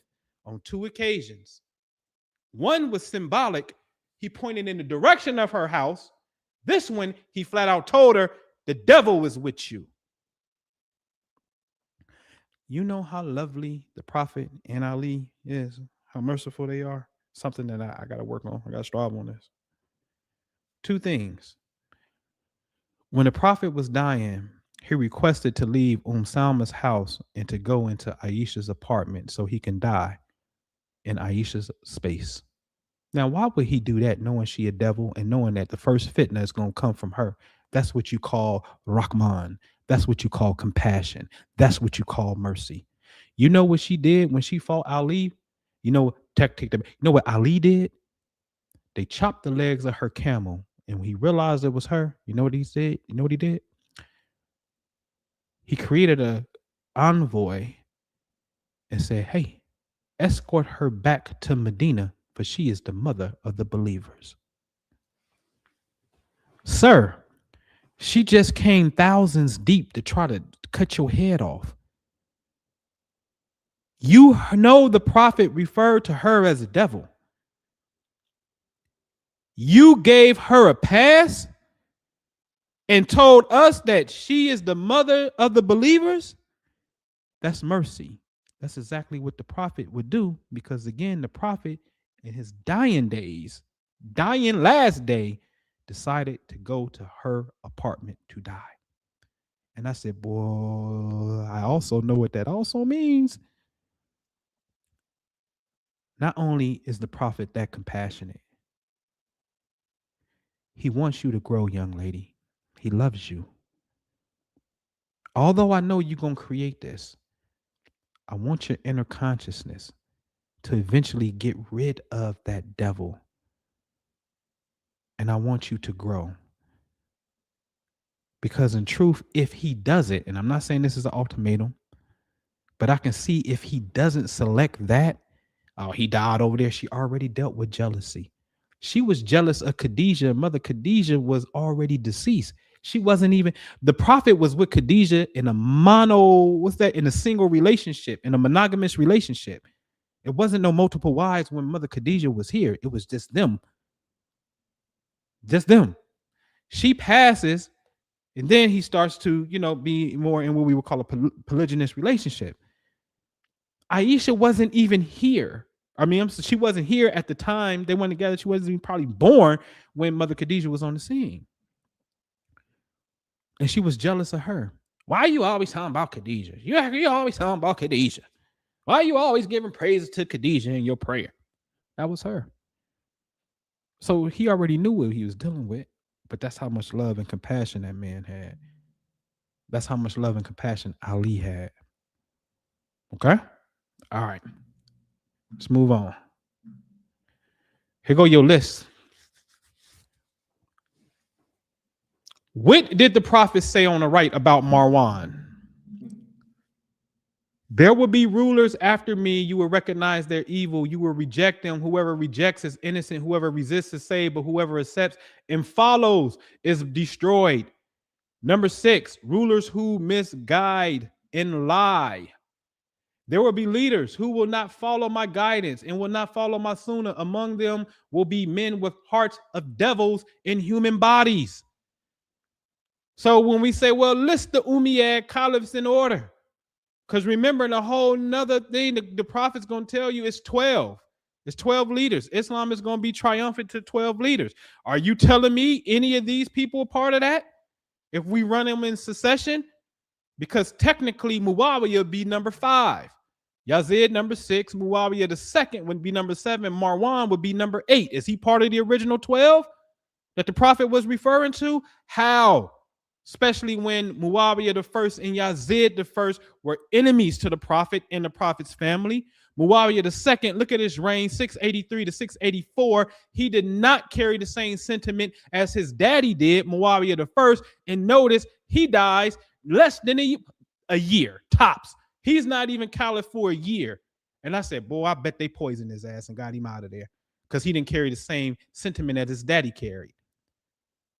But we on Marwan. We saw what Marwan did. Yes. And there's others on this list that was putting in work against the prophet's family. This is the expansion of Islam under these people. Until they got beat in 750 in the Abbasids came in and continued the same practice. That's the history we need to know. Okay? So the prophet said, oppose them. There are certain leaders we ain't even supposed to follow. Let's move on. What did Ali say? Ali said, "O people, by Allah, what they have done is not new. They have conspired against the legacy of the prophet and twisted the religion away from the axis." This is Ali telling you this. So let's shift gears. The prophet kept the same time as the Hebrews. The Jewish calendar is a lunar solar calendar, ladies and gentlemen. It has a 19-year cycle. 7 out of those 19 years are leap years, in which you get an extra month. Leap years occurred in year 3, 6, 8, 11, 14, 17, and 19. That means sometimes 2 years will pass between leap years, sometimes 3, but never, ever longer than 3 years. I said, wow, because the Quran says what? Over it is 19. That's in Quran. Over it is 19.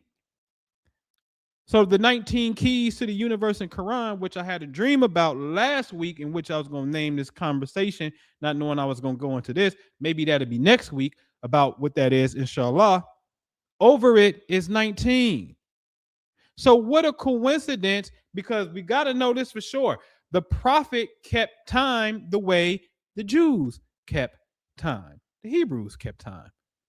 This lunar calendar didn't come about until 7 years after his death. So then you have to ask the question, okay, well, how did you keep time, sir? Oh, you kept time like this.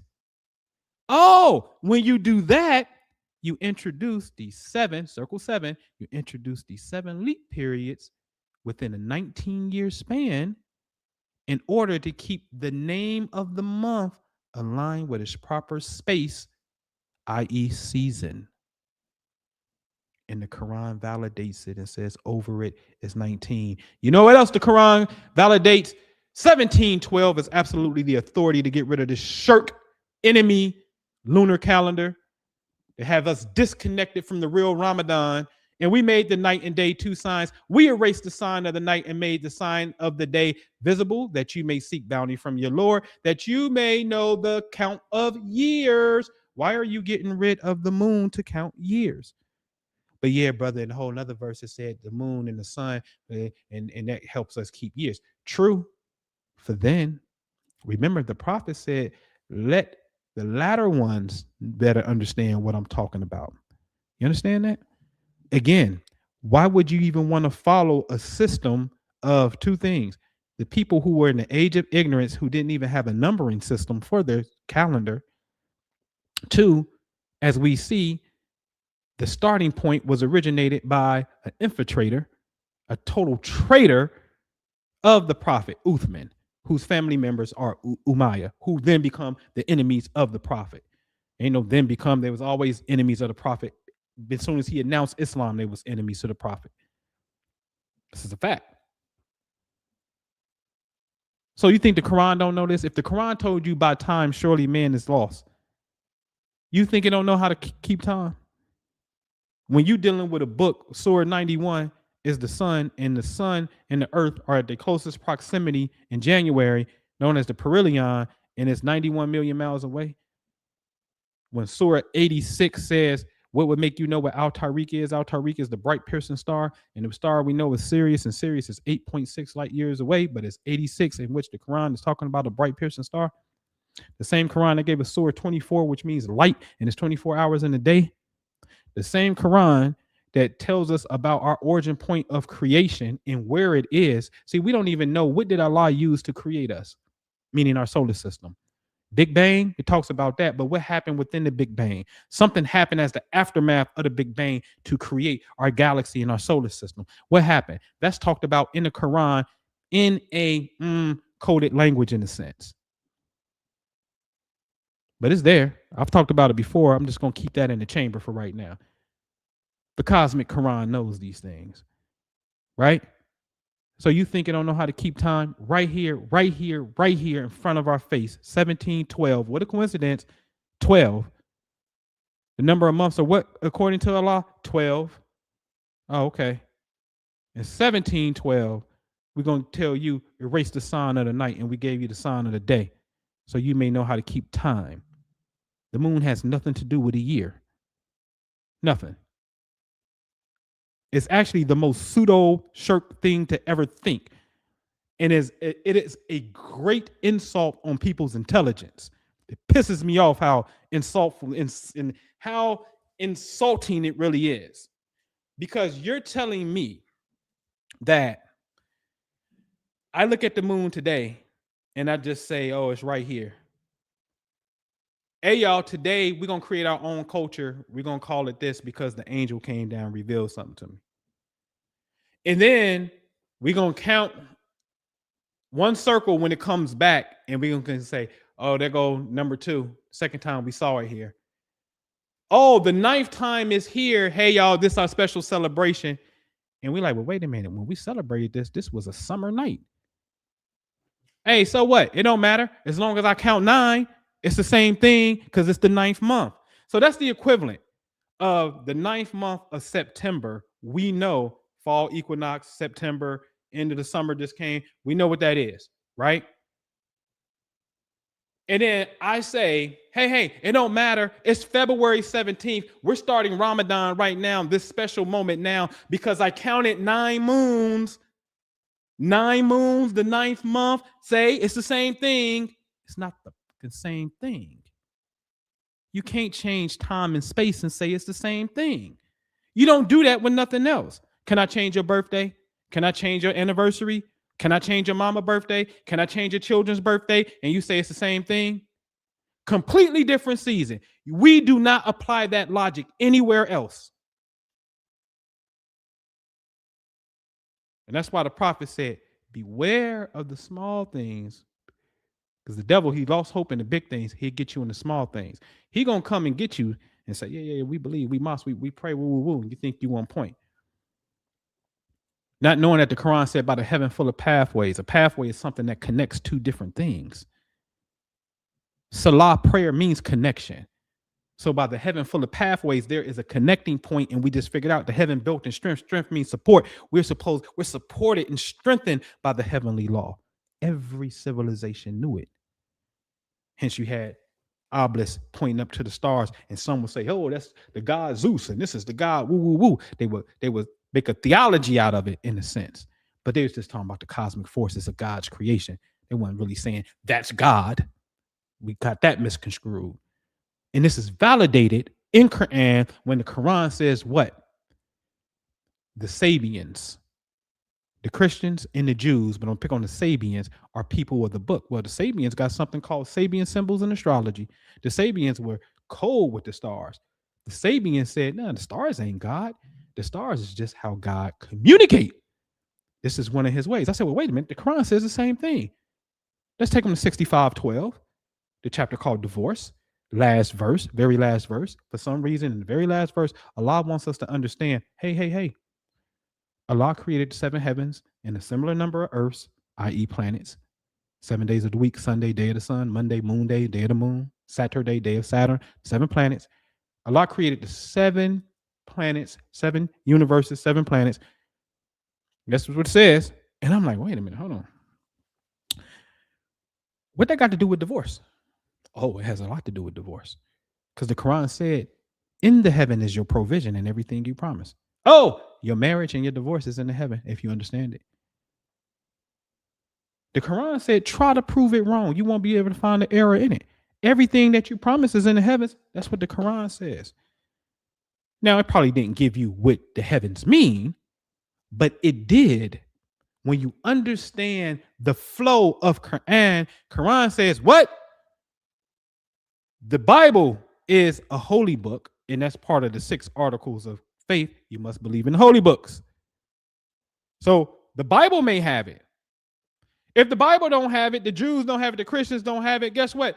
Maybe the Sabians got it, because the Sabians are clearly pointed out and say, hell, they're people with a book and they believe they good money. So maybe they got it. Somebody got it. You understand? Okay. All right. We almost finished.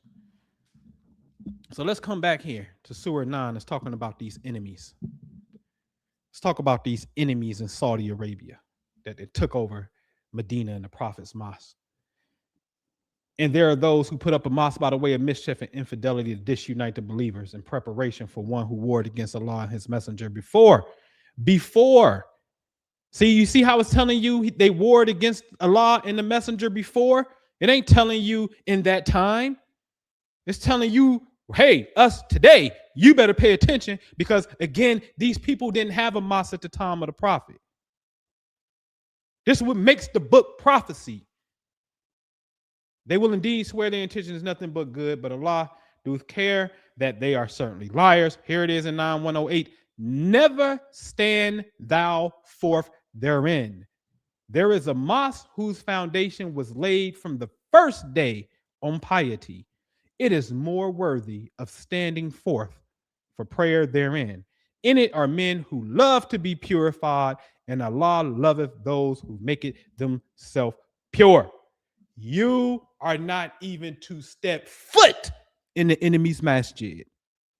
Now, I struggle with this. Did you know the prophet also struggled with commands of Allah? I'll talk about that later. A lot of people don't want to talk about that, but that's in the Quran. Oh, prophet, why do you struggle with that which I have made lawful for you? I said, oh, he's going through the human emotion. But anyway, I struggle because I want to go to Masjid Abu Bakr. And I want to talk to the sheikh. I'm going to say, in the imam.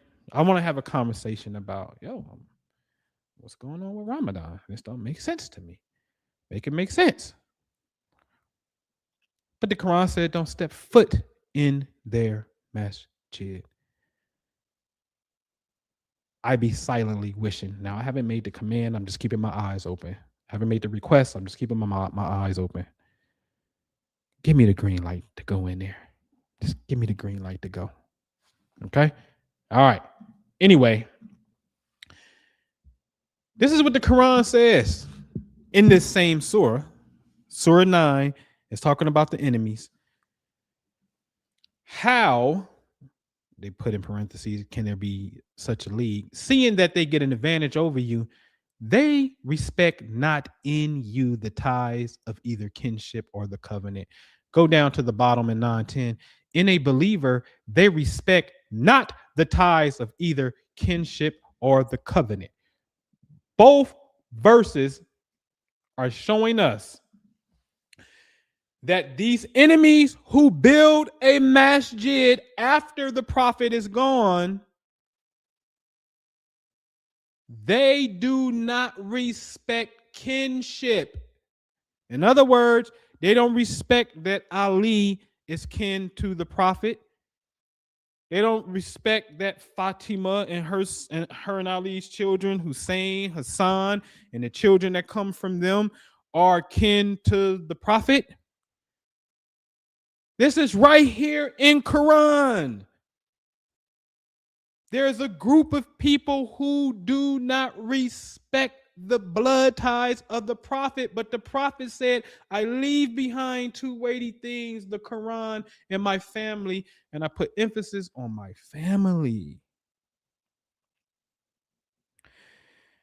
How far lost and disconnected we are and see the effery inside of it is so disheartening. At times, it brings me to internal tears because I'll stop myself from crying, physical ones.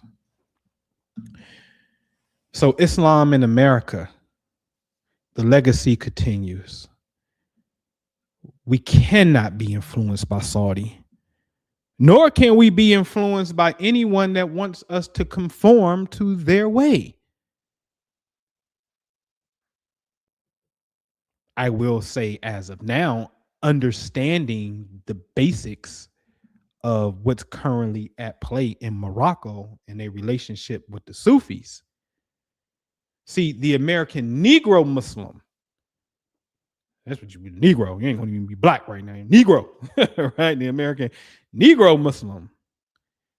You got to understand the Sufi's position because the Moroccan king understands the Sufi position. That ain't why you got to understand because the Moroccans understand. I'm just saying it would be some wisdom to understand that. We have a very rich inception from the Prophet Noble Drew Ali. Again, in America, he's Prophet Noble Drew Ali.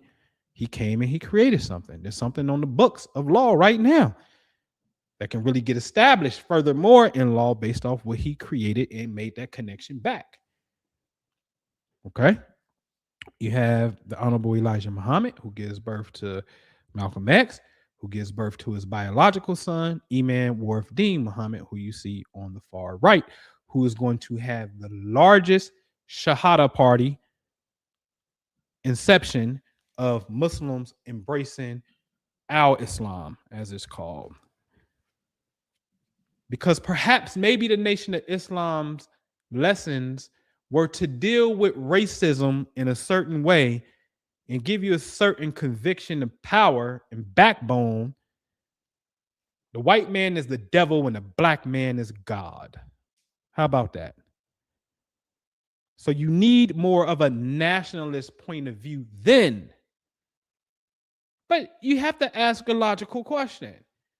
It's Islam. At what point do you ever tap back into the East, the origin point of Islam?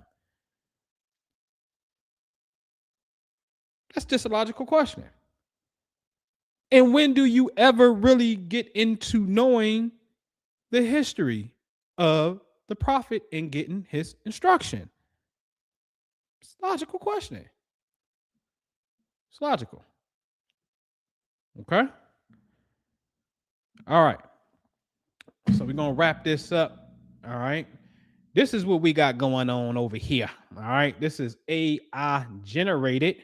All right. But just to give you an idea, just an idea, okay, of the Golden Heart Love Center.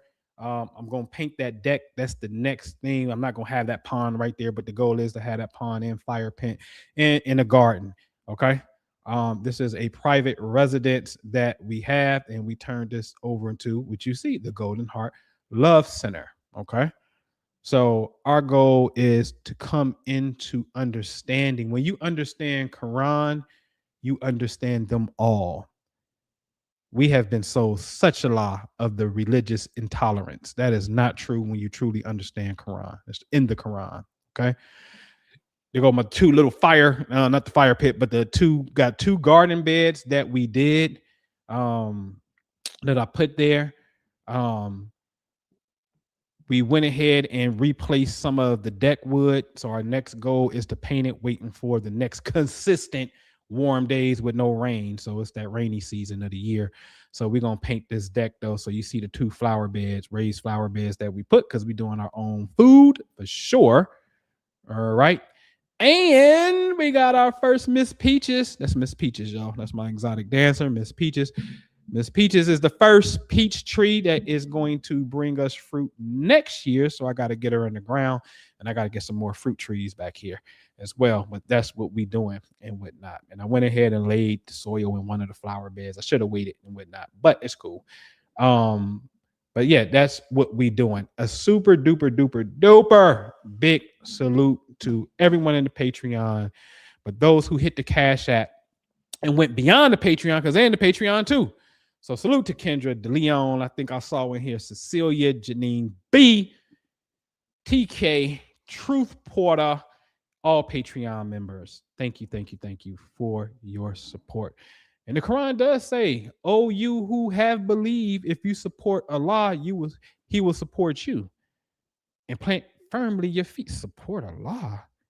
What is Allah? Support Allah. Oh, stuff Allah. Support Allah. Oh, we don't even understand that. You understand what I'm saying?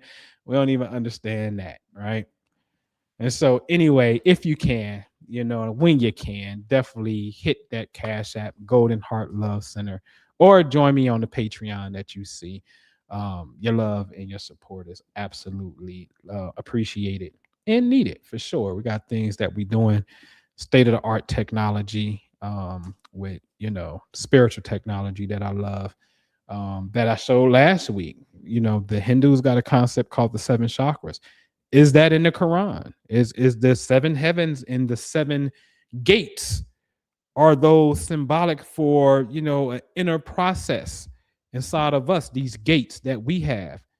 The Prophet said, listen, you see the Prophet when he was talking to Aisha? He said, it's your devil. He didn't say it's the devil. He said, it's your devil. She asked, oh, prophet, do everyone have a devil? Yes. Oh, prophet, do you have a devil? Yes. Ain't that something?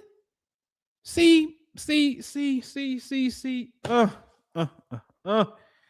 If we truly know what we have, and we do know at the core, because one thing we can all agree upon, Islam is polarizing and has an effect of cleaning that behind up.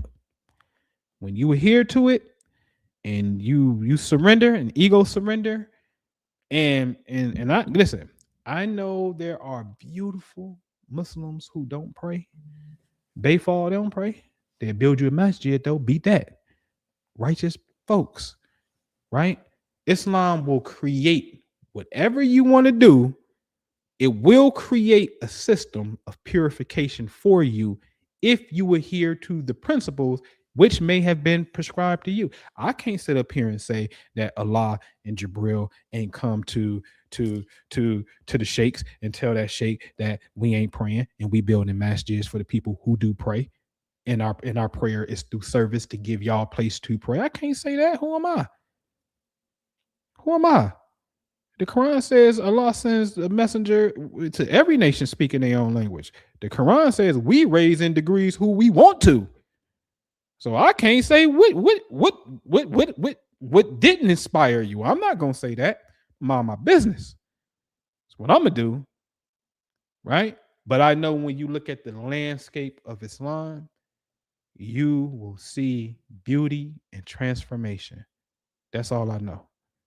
And there's something in it, whether it be more Science Temple who don't make the Salah, whether it be Nation of Islam who don't make the Salah, whether it be the Bayfall in West Africa who don't make the Salah, you will see a beautiful transformation. Guaranteed. You just got to stick to whatever that regimen is that you say, that's it. That's it. I tap that because that's it. What is that? That's our Golden Heart Manual. Things that we study, things that we put the pieces of the puzzle of Allah together. Over it is 19, but we all know this. That's in the Quran. But Bismillah ar-Rahman Rahim, that statement has 19 letters. 19 letters. Okay? So Quran is coded. One thing points to another thing in the Quran through verses. I've shown you this before. Okay? All right. So I'd love to have you join the Patreon. Again, hit that Cash App. Because this year is, man, farm to table. Farm to table. Yes. I'm inspired, man. Healing foods, like straight out of your own yard. And my goal is to, in the raised flower bed, is for the community at large. For those that say, listen, man, I'm in. Give me a 4x4. Give me a whatever. I want to just have this right here. All right, cool. It's growing. It's looking good. Come get your harvest. This is you. Come get some of your own stuff. You know what I'm saying? And we just figure out how to make that work. And you know what I mean? Even if it's something that's small and menial. Hey, man, I got $100 for the season. Here you go. Boom, boom, boom. It helps me take care of this place. All right. And I've always been transparent when it comes to this place. This place was one of my rental properties. I guess is one of my rental properties. I pay a mortgage on this place. All right. A nice $1,200 a month mortgage on this place. Theoretically, I'm supposed to be renting this thing for easy 22. I'm supposed to be making $1,000 a month off of this. But I believe, I know I was showing something different. And that's what I am sharing with you. So in that, I'm like, oh, okay, well, I'll man the ship and do it. You know what I mean? But I prefer that it be community that does it. And community is those of us who are on the same heart frequency. That's the key. All right. Same heart frequency. All right. Which means what? I also say, I'll tell you in a minute. Hey, B gonna hold his event right here. Hey, Clarity do yoga. Oh, you're gonna hold your yoga. You're gonna hold the event right here. Hey, Patreon, gonna have a little cookout. You know what I mean? A little garden thing. Boom, boom, boom. All that kind of good stuff. You understand what I'm saying? Because that's what it's about. It's about love and sharing and community. Okay. All right. I'm gonna get out of here. I think we're gonna end with Surah 81. This is what we're going to leave out with.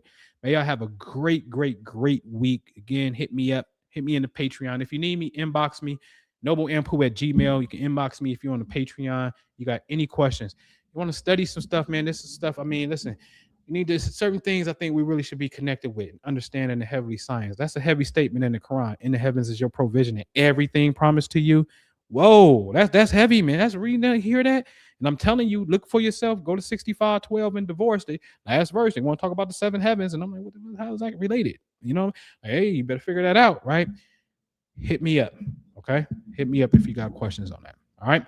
Okie dokie. I appreciate y'all. All right. And yeah, if we not gonna love the prophet the way we should love the prophet, then I stand by my earlier statement.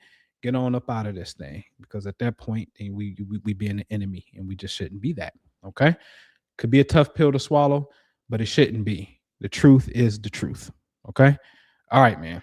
Love y'all. Peace. بسم الله الرحمن الرحيم إذا الشمس كورت وإذا النجوم انكدرت وإذا الجبال سيرت وإذا العشار عطلت وإذا الوحوش حشرت وإذا البحار سجرت وإذا النفوس زوجت وإذا الموءودة سئلت بأي ذنب قتلت وإذا الصحف نشرت وإذا السماء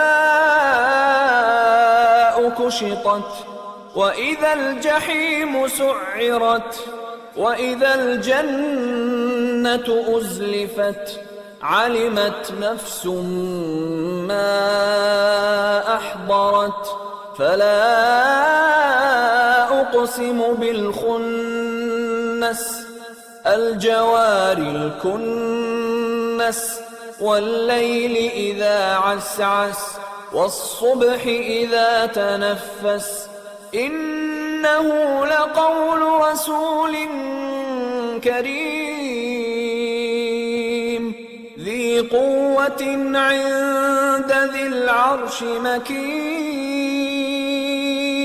مطاع ثم أمين وما صاحبكم بمجنون ولقد رآه بالأفق المبين وما هو على الغيب بضنين وما هو بقول شيطان رجيم فأين تذهبون إن هو إلا ذكر للعالمين لمن شاء منكم أن يستقيم وما تشاءون إلا أن يشاء الله رب العالمين.